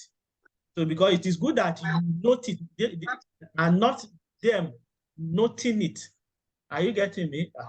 So if you other parts of the world, that will help to broaden my horizon of knowledge. So, but do you think language is going to be a barrier when you come to France, do you? Naturally, language will not be a barrier to me because I feel it will be a new challenge for me to brace up, sit up, and face the challenge head on. I've had some background of French in my secondary school days, so I'm not totally alien to French. So it's just required for me to brush up my knowledge and face the challenge. Okay. So if we don't give it scholarship, what will you do? Okay, I'll keep researching. I'll collaborate with other local researchers within the country, Nigeria, the other public universities, to keep the dream alive, to ensure that the vision I have was carrying out research Okay, so I think I'm going to stop here because everybody is back. We have 17 to 18 minutes. So I will give a general comments to everybody. So like I said, I'm interested in, is Michael Ayobami around? Michael, I need you to raise your hand. Please, can everybody drop his hand so that when Michael raises, I can see? So Michael.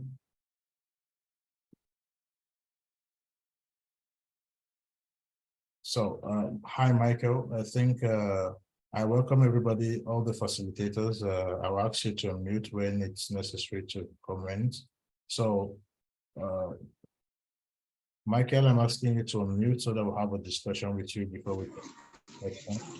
Hi, Michael. All right. Good evening, sir, and good evening, everyone. Yeah, good evening. So the reason I'm to the other facilitators, the background is noisy. Sorry, I didn't get that. You said what, sir? The background is noisy. Yes, I'm actually in transit. I'm kind of heading home now, so it will get better. Let me just quickly rush inside. Okay, so sorry, let us know sorry. when you're inside while we discuss with other people. Just a minute, sir. A minute, sir. A minute, sir. I'll get to a very quiet place. Just a minute. Okay, so while he's getting to the place he wants to get to, thank you to everybody. I think the sessions were great for everyone, and it's quite good, I would say, and the responses are quite encouraging. But I think what you need to work on, it's to improve your level of connection of what you know before and what you want to do, and how is it relevant for the near future. So most, like I stated earlier, the people that will be in your panel are experts in your field. So that's why you will see that all the teams, you're divided into different teams. If you're going for petroleum geoscience, you meet experts in petroleum geoscience.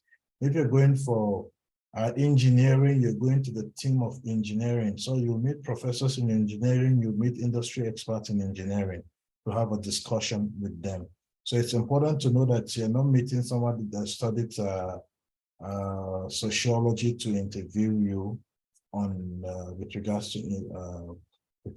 to engineering aspect. No, everything is going to be based on, because they're trying to select the best of the best that they could select. So it's important. So the reason I said I wanted to talk with Michael is because Michael apparently is the first time seeing somebody in accounting being shortlisted for PTDF, and he's going for supply chain. So that's why I want to have a discussion with him to see if from the other mentors we could add something to him. Michael, I can assume that you're at home now. Yes, sir. Okay, I'm at home now, sir. So the mentors, you can unmute yourself and listen to Michael, and you can ask him questions as well. So I'll ask all the mentors to unmute, and you can ask him questions where necessary if you have. So Michael, I'm really curious. You're the first time saying you studied accounting, and then you're going for a master's in supply chain and management. So how is it relevant to the objectives of PTDF? Basically, first of all, I would like to just say that I'm actually still in shock too for getting the scholarship, because I just saw it online and I just give it a try. So I really wasn't I was a bit skeptical about the whole issue. In fact, I asked someone on the platform too that did he or she apply? He said yes, but they didn't get, so I was so shocked. However, so basically down to your question, the relevance, supply chain management to the goals of PTDF, basically it's to the petroleum and oil and gas industry. Every business needs what's it called? Every industry has to do with either supply of goods or service. However, we are facing some basic challenges here in Nigeria, which has to do with transit, that's transportation infrastructure, the inventory management. And I feel as a master holder, in this supply chain management, I would be able to, be able to bring in the knowledge which I must have acquired to cope this to fill this gap better still. So do you think there's currently a problem around supply chain in Nigeria? Yes, obviously there is a lot of problem down from each organization to the industry, then to Nigeria as a whole. Tell me specifically 2 problems in supply chain in Nigeria. As I said, we have something called problem in the transportation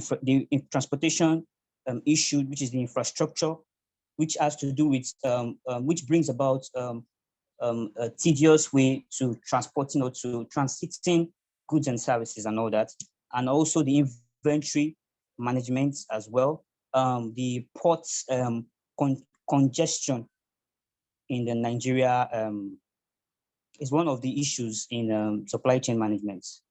So how do you contribute to port congestion?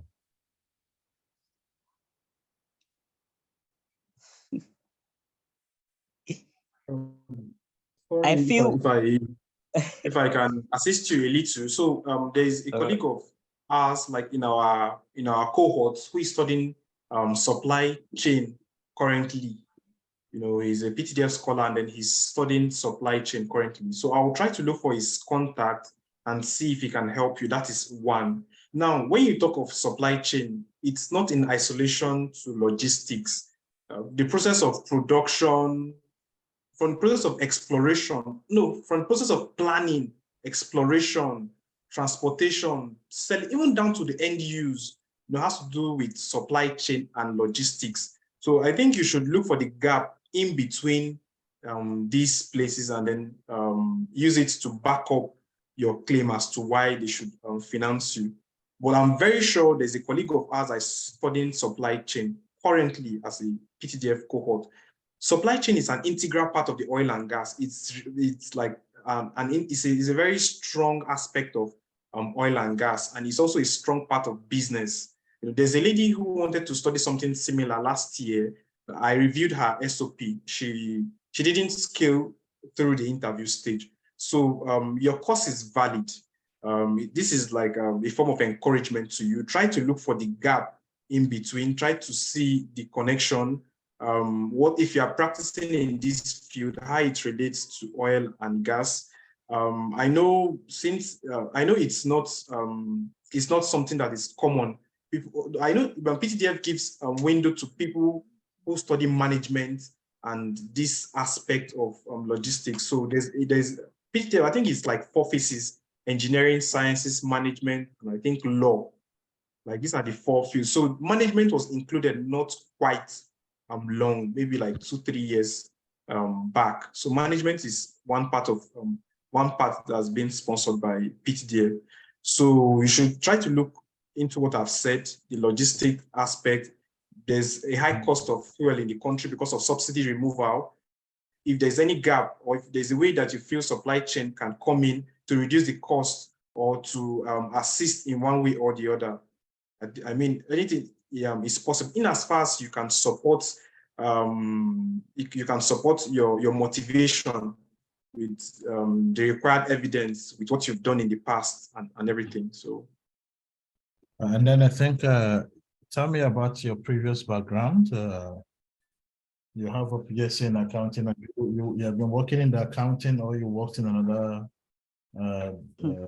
sector? So basically, first of all, I would like to thank the previous responder on the advice. I really appreciate it. I look forward to the person's number you're about to give me. So basically, I have had a first class in accounting, and I've actually worked in basically an accounting firm, an IT firm, precisely, and what's it called, in the accounting department, basically, and real estate, one of the biggest real estate in Nigeria, Premier Development Company, as one of the accountants. However, as I said, it's still a shock for me to have gotten this scholarship, but I would definitely strive and Okay. Okay. No. You're you're in the right place. Don't be shocked. Okay, it's all part of the business, and you should be fine. I think he's just shocked that when you're shocked that probably you have not prepared for something, and then you're shocked. Exactly. And then, but please do not tell them that you're shocked, please, on the day of the interview. That you're really shocked that you just apply supply chain and you found yourself there. Please don't tell them that at all. You have to show that you establish the connection as much as you can, like Mohammed said. Exactly. So I will allow if the other people have something to contribute to you, then we can take the general questions if there are concerns, and then we'll call it a day. I thought Enos said was saying something, but you are muted. Okay, somebody. Okay, Lukman, yeah, I think you're muted. Oh yes. I guess I missed some seconds, but I think it's about general overview, right? Yeah. Okay. So for me, it was a good experience, and from my reviews, we want you to contribute to my Sundays. Then we'll take the general overview. I should contribute to what? Sorry, I missed that. To Michael Ayobami, who is coming in for supply chain with the supply chain. Sorry, I missed that. I wasn't. I wasn't there. I tried to do something quick. Sorry. Okay. I thought it was about my session now. Okay, no, I think we'll take the question, then we'll give the general comments to everybody. So please, if you have questions, I think we will take 5 questions at least, and then we'll have the general overview from the mentors, and then we can wish you guys the very best. And we'll hear from you when the list is finally out to see how many people are successful. We have 132 people that attended this section, and we will be glad if at least we'll have a success rate of 50, 60, 70, or 100%. Absolutely. Yes, so we'll take 5 questions. I already see the 5 hands, so I'll take it one after the other. So Nuruddin Olalere, please go ahead and ask your question, and then the faculty will answer you. Nuruddin, please go ahead. Hello, can you hear me? We can hear. Yeah, we can hear you. Go ahead with your question. Yes, thanks for the privilege. Sorry, I want to ask this question. Working on renewable energy, we know with more use of renewable energy, there will be lesser consumption of oil and gas. And PTDF money is oil money. So is the proposal not working against the prospective sponsor? I would like to see what you can say about that. I have 3 questions actually, but I would like you to answer this one before I say the remaining questions. Anybody having a response for him? Okay, yeah.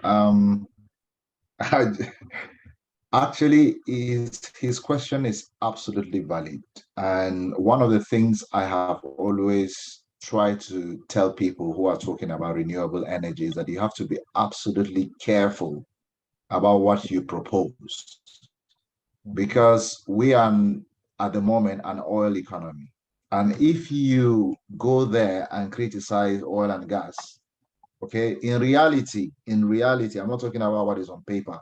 In reality, oil is going to be very, very much around for the next 20, 30 years, no matter what happens, okay? But if you follow the media, they just keep talking about, renewable energy and that, what we're going to extract, alternative sources of energy and whatever.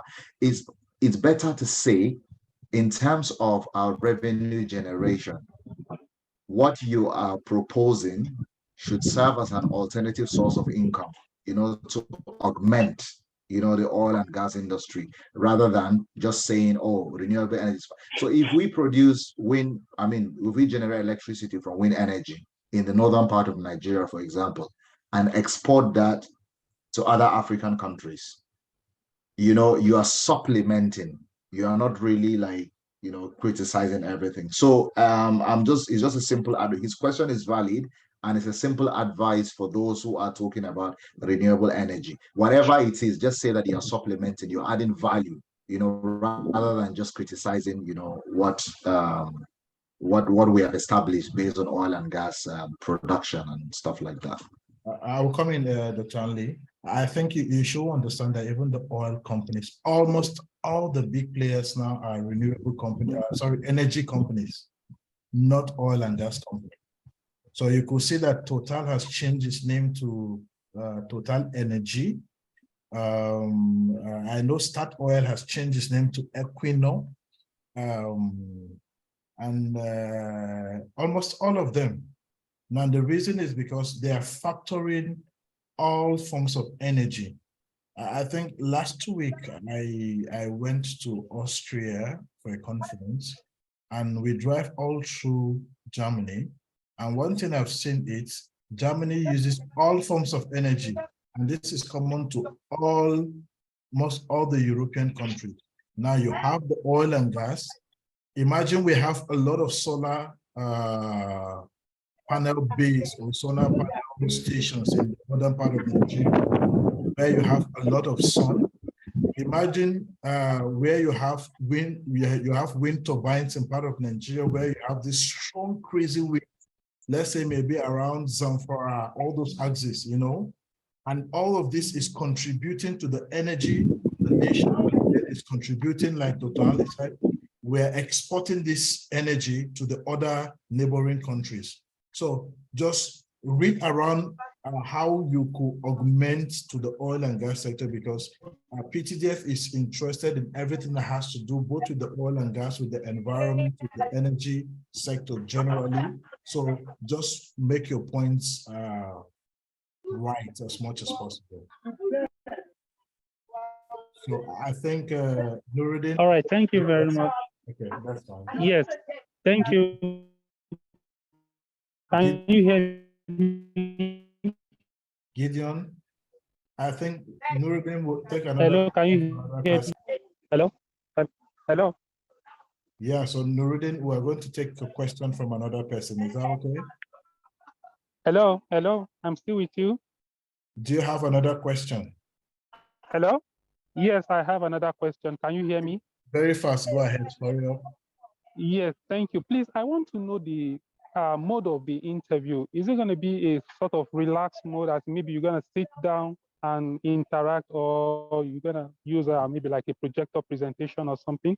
Just can you tell me how it's been done? You sit down and discuss with them over a table. Okay, thanks for that. There's one thing that I'm still not very clear about with this proposal. Like in the room that we were today, I think we did some mock presentation of proposal, and I saw somebody writing aims and objectives. Is it possible for a single proposal, to have many aims, for someone to write and objectives? I don't really understand your question. Is it like you put it in bullet points or what? No, as in writing in the proposal that the proposal has aims, not just a single aim. Aims and objectives. Is that okay? It's okay. It's okay. I think you're saying it's one aim. No. You might not. Research is not meeting to only one thing. Huh? It's a path. Yeah. That will solve a lot of things. Yeah. Okay. Like I have a contrary view to that. Okay, go ahead, Olushola. Because I think that actually happened in my section. I saw something like that in one of the. Yes, yes, I'm in your section. Yeah. Aims, and in my own opinion, it is not in order. It should be aim and objective. Every research you have is single aim. You should have one focus. Then the objective are now how you want to achieve the aim. So there you can have several objectives, stating how you want to achieve that singular aim. So it should be just one aim, then some other objective can be maybe 2, 3, 4. So that's my opinion about that. So I agree with you. It's like I said, it's a pathway. You have like a final destination. So that's what Dr. Shola called as the main aim. That's a final destination. But there, along as you're moving the final destination, you're solving a lot of things, which I think the objectives can really come true. Is that okay? So please, we'll take Gideon. Yeah. Gideon, go ahead, please. Yeah. Hello, good evening, sir. Yeah, good evening. Yeah, thank you for the privilege. I want to ask a question regarding, currently I'm a lecturer, like an assistant lecturer in one of the universities. I want to, I'm aspiring to be, to go into the economic impact, the economic aspect, because I'm an economist. And my proposal is speaking about the impact of economic impact of technological advancements into the oil and gas industry. But however, I don't know while speaking about how this proposal, this my objective fits into that of PTDF or personal long-term goals after the program. Is there need for me to mention this area that I am lecturing currently, or is it going to reduce my chance or something? Maybe hoping that I ought to get other source of funding from the university itself. So Gideon, being a lecturer, if I should know that being an academic person, you already have percentage for academic people coming from the university. Come again, sir. I didn't hear you, sir. So PTDF have a way they divide the entire thing. If you're a lecturer, you have higher chances of getting a funding than somebody that is completely not working but wants to do a PhD probably. The reason being the fact that because you're being an academic person, you're completely absorbed into research, and we expect that when you go and do the PhD, you're expected to come back to your university to contribute to generally to research and then to the academic world. So I think, if I'm not mistaken, there's a particular percentage that academic people coming from academic will occupy within their ward. So please mention you are already in the university. Is that okay, Gideon? I'm not sure Gideon is with us. Hi, Gideon. Hi, Gideon. Okay, I think it's off. So, Bosede Folashade, go ahead. Bosede. Good evening, Sam. Yeah. Yes. Thank you for giving me the privilege to speak. I have a background in industrial chemistry 2-1, and I applied for biomass and waste for energy and material. So my question is, I really don't have experience in the aspect of biomass and recycling of waste into valued materials and energy sources. So will that affect my chance of getting the award? Yeah, the faculty can answer, huh? Sorry, can you hear me? Yeah, we can hear you. Somebody will answer you. One of the faculties will answer you. All right, thank you. Anybody having an answer for her? Okay, Andy, it's on mute. Dr. Andy, you can go ahead. Yes, please. So Bosede, yeah. It's a very simple. You don't have to go there and display your weaknesses. What you're going there is to display your strength. So you know your strength, you know what you applied for, you know what you want to do.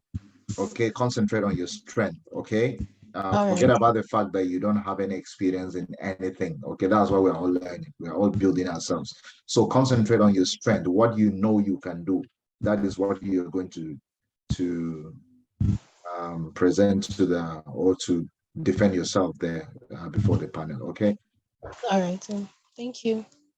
Okay, Ekema, go ahead, please. Ekema, Nwanko, go ahead. Okay, please, I want to ask, can you hear me? Yep. Okay, I have some questions I want to ask. First of all, talking about the certificates, the awards you've gotten and all that, what if I have an extra course I've done, maybe like an online course I've done, and I've gotten the certification on that particular thing, and it's relevant to my study. Like I'm going for chemical engineering, while I'm focusing on, I want to focus my research on biorefining. Then I've also done some online courses on renewables and the economic impact of. Mention it when you're answering your question. Okay, I shouldn't go with the papers. No, you can the go certificate. You can go with it and mention it when you're speaking.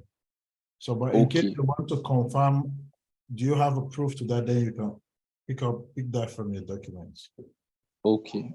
Then secondly, what if like you mentioned some of the scholarships you've gotten over the years?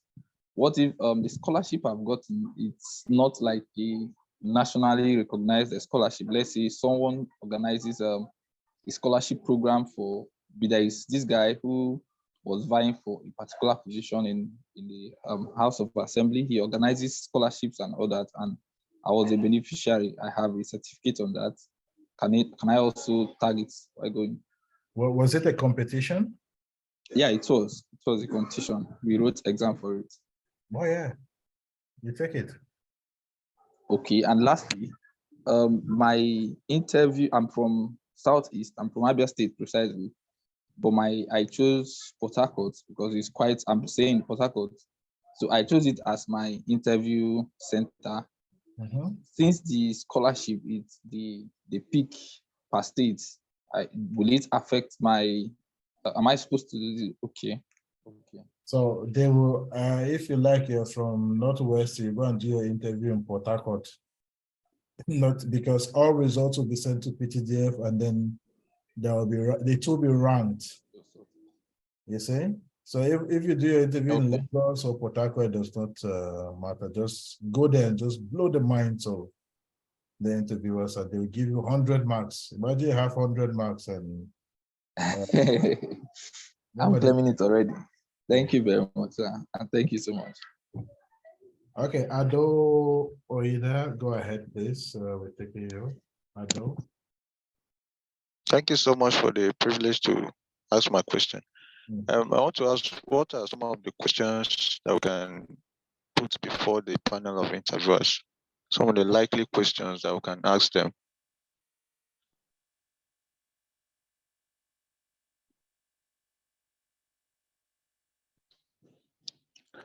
Okay, thank you. Sir. Yeah, we're with you, don't worry. I'm trying to other people. Yes. Thank you. I don't remember who asked the question, but I just want to say something.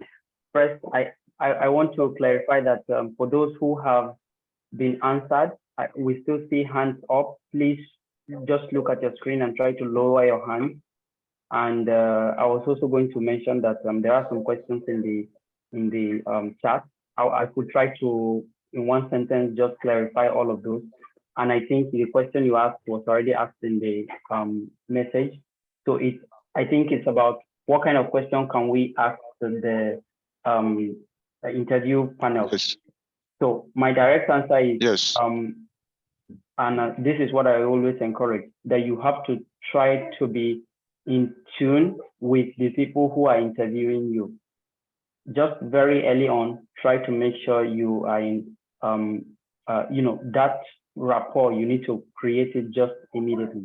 And when you are well in tune with this, you will be able to ask questions based on the situation. So it can actually depend on the situation. I have experience in situation where the interview I spent forever preparing for, in a very short time, they said, we are done, you can go. And I could not swallow it. So I said, excuse, I have a question. How am I sure that you have gotten what you're looking for? And these are my exact words. So what I want to pick here is that my question was based on my situation. All right. Nevertheless, if this is not your case, yes, sir. feel free to ask things like, you know, I mean, we have other things when you go for interview, but I think what comes more naturally is when you ask questions that is beneficial for you, that is not out of the scope. All right. And that's why I asked that you have to be in tune with what is happening and try to be in good connection with the people who are interviewing you in a very simple way, not like interrogating them, but just to, you know, help me understand. Can I be sure that you have gotten what you're looking for? In this way, they can easily know that you want to just confirm that they got that. So you're free to ask questions so long it's relevant for the purpose of your interview. Try to be respectful with it, and you know how all of this can go. I'm speaking in the context of PTDF interview specifically. I hope that answers your question. All right, sir. Now, if I'm yes, okay, I so have one more question. Okay, we have to take orders. One more question, so sir. I wanted to say this, and thank you, Dr. Joshua, for mentioning this. I'm going to say that if possible, we want to encourage everyone else to try and prioritize your question. Prepare one good question. When it's your turn, ask the very important question you want to ask, because I know there can be several questions from each person, so that we can be able to go around. That's just what I want to have. One good question from one person. That could be helpful. Olani, go ahead, please. Olani. All right, then. Good evening. Well done.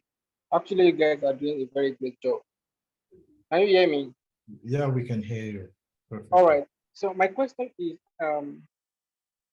according to the online scoring card, are they going to ask questions in that format following the online scoring card you've displayed for us? And my second question is, how many copies of the document are we expected to go with? For example, the statement of purpose, how many copies am I to present to the panels? I think you can make maybe at least 5 copies of your documents. The panels can be 4, 5, 6, but at least make 5, 6 copies of each of the documents. It all depends on the number of people you see on your panel. Huh? Is that okay, Olani? And I'm really not sure of the question he asked the first time. I didn't get it. Did any of the faculties get the question he was asking the first time? Okay, I think we take another person. Okay, go ahead, James Boyede. James Boyede. If James, hi. Okay, if James is not there. Hello. Yes, just go ahead, please. Thank you very much. So my question is around I think one thing that has been recurrent is that talking about your awards is very important. So in a situation where you've been a beneficiary of an award in the past, but you probably didn't pick up the offer due to some other reasons. So maybe you declined the offer, but you have the proof of offer. Could you mention that in the interview as part of the previous awards that you've benefited from? So you did not use the award, you declined it. Is that correct? Yes. I'm not really sure. Anybody having an idea about that? Because you did not benefit from it. So okay, let me say something about that. Hello? Yeah. Okay. Yeah, in my own opinion, I think you should be silent about that because it is not positive. Yes. Because PTDF may also think that if they give you this award, you can also decline it. So it is not a positive one. You should only declare an award you got and you enjoyed, not the one you got and you declined. It's not positive. Thank you. Okay, so Shay. Okay, no, sorry, not Shay. Unity. Unity Ekube. Thank you, sir. Evening, doctor. I just want to ask pertaining if you're already there, assuming you got the scholarship and maybe the school you applied to they advertise for a fully funded program. Is it possible to run the two together like that? That PTDFC sponsor you while the one you apply for is fully funded over there? No. You only take one and run with, and part of what you're going to sign is you are only going to benefit only this funding. That's what you're signing. Is that okay? Okay, then, all right.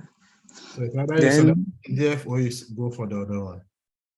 Okay, then second, I want to ask about this renewable energy. Although I've gotten explanation that because I was actually thinking, because I'm working on producing hydrogen fuel, which is like an alternative to fossil fuel.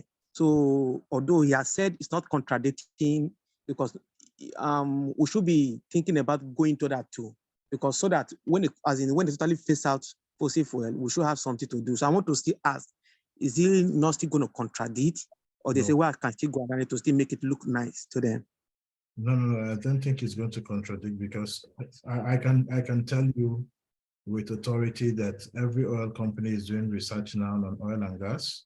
Okay, oil and gas is not really more of research, they're doing more production. And a lot of money is going into CCUS, hydrogen production, geothermal energy. Okay. Wind and solar. So wind, solar, and so on. So please present your case well, but do not say, oh, we want to phase out oil and gas. No, these are alternative energy sources, like we said. Very good. Okay. Okay. Oh, I think we've spent extra time, and we really need in the next 5 minutes to, I think we have to close by, we've spent a lot of time. Shayi, go ahead, please. We'll take Shayi as the last person, and then we'll take the comments of the faculty. And then please, if you have any other question, drop it on the WhatsApp group, and then we'll respond to it accordingly. So Shayi, go ahead, please. You're the last person. Yeah, thank you very much for giving me this opportunity to speak. I study mathematics, and presently a research executive, like my current role, what I'm doing, a research executive in a market research company.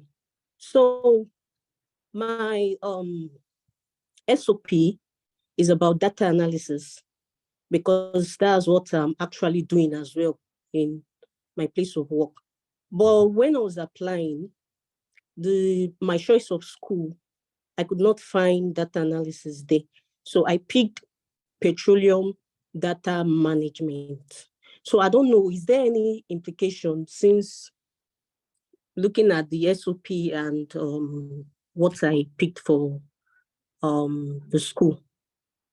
So what you're saying, if your SOP does not match the course you picked, is that correct? Yes, but I feel like I can get to divert and relate it as well. But I don't, since it does not match in the board. I think at the first instance, your SOP is supposed to be according to what you're applying to. So if you're applying to the data management, generally, data management is more around, I think, data engineering and so on. So you're a mathematician, you can do it. It's all in the same model, the same family. I get it. Okay. So speak more around both your expertise in data analysis, data science, and then data management. So go and read about it and discuss everything within that family. Okay. Then my second question, please. Is it possible for me to, because I was seeing something like your publication and proposals, is it possible for me to present my work proposal, like what I've been doing at work, because we have a lot of clients to get to work with to carry out we carry out research on their market trend, and so is it possible for me to present that? Is it published? No, it is what we give to our clients. We don't get to publish it out. Then those are client data that's not even supposed to be out. Okay. Yeah, sure. So I wouldn't want you to come to my interview with somebody's client information when probably you have signed an NDA. Okay. Thank you. So what publications are what is already in the public? So we don't get to publish that in my own department, in my own domain. We don't get to publish anyone out. It's just to work with our clients. So if you have done extensive data analysis and so on, do you have a GitHub account where you have samples of work you use public data from the public domain and you have it there? Yes, I think I have. I have something like that. Then probably you can, that's already on the public domain, but please don't carry company thing to an interview. But Dr. Lukman wants to talk. Please go ahead. Okay. Thank you. So I just want to include this, and also because there is a question in the chat about this. If you can include your CV. It's very important to continue to emphasize that it's an opportunity to just sell yourself by any possible means. So like what you're actually talking about now, I imagine you can carefully detail it in your CV in a very fantastic way that gives the message you want to pass and helps you to stand out. All right. So you can actually include your CV and help. From my understanding, you have a training in mathematics and you have experience in data analytics. Is that correct? Yes, please. This spells details. I mean, these are strengths for you if you organize them well in your CV. And you never can tell. Those panels could just pick your CV and begin to see some of your experience, expertise, things you've done, and that it goes on from there. So please put some, for the general response to even the question in the chat also, put your CV and make it look as fantastic as you can. All right. Okay. Thanks very much. Thank you. So I think we'll just listen to the faculty so to give their closing marks, and then I think we'll have to call it a day. So the faculty, go ahead. Okay, maybe I start. Absolutely. From my side, out of the 4 people I'm supposed to interview, I think just 3 of them appeared.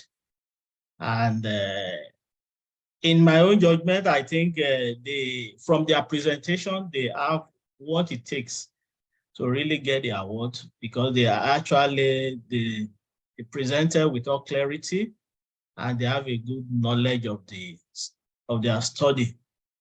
But I had to point out 1 or 2 things. They also had to take into cognizance, which has to do with one of them have some typo errors. But typo error in the topic. So this should be avoided as much as possible. So I believe all of this should have been corrected earlier on. Because it's an obvious error that can knock anybody out.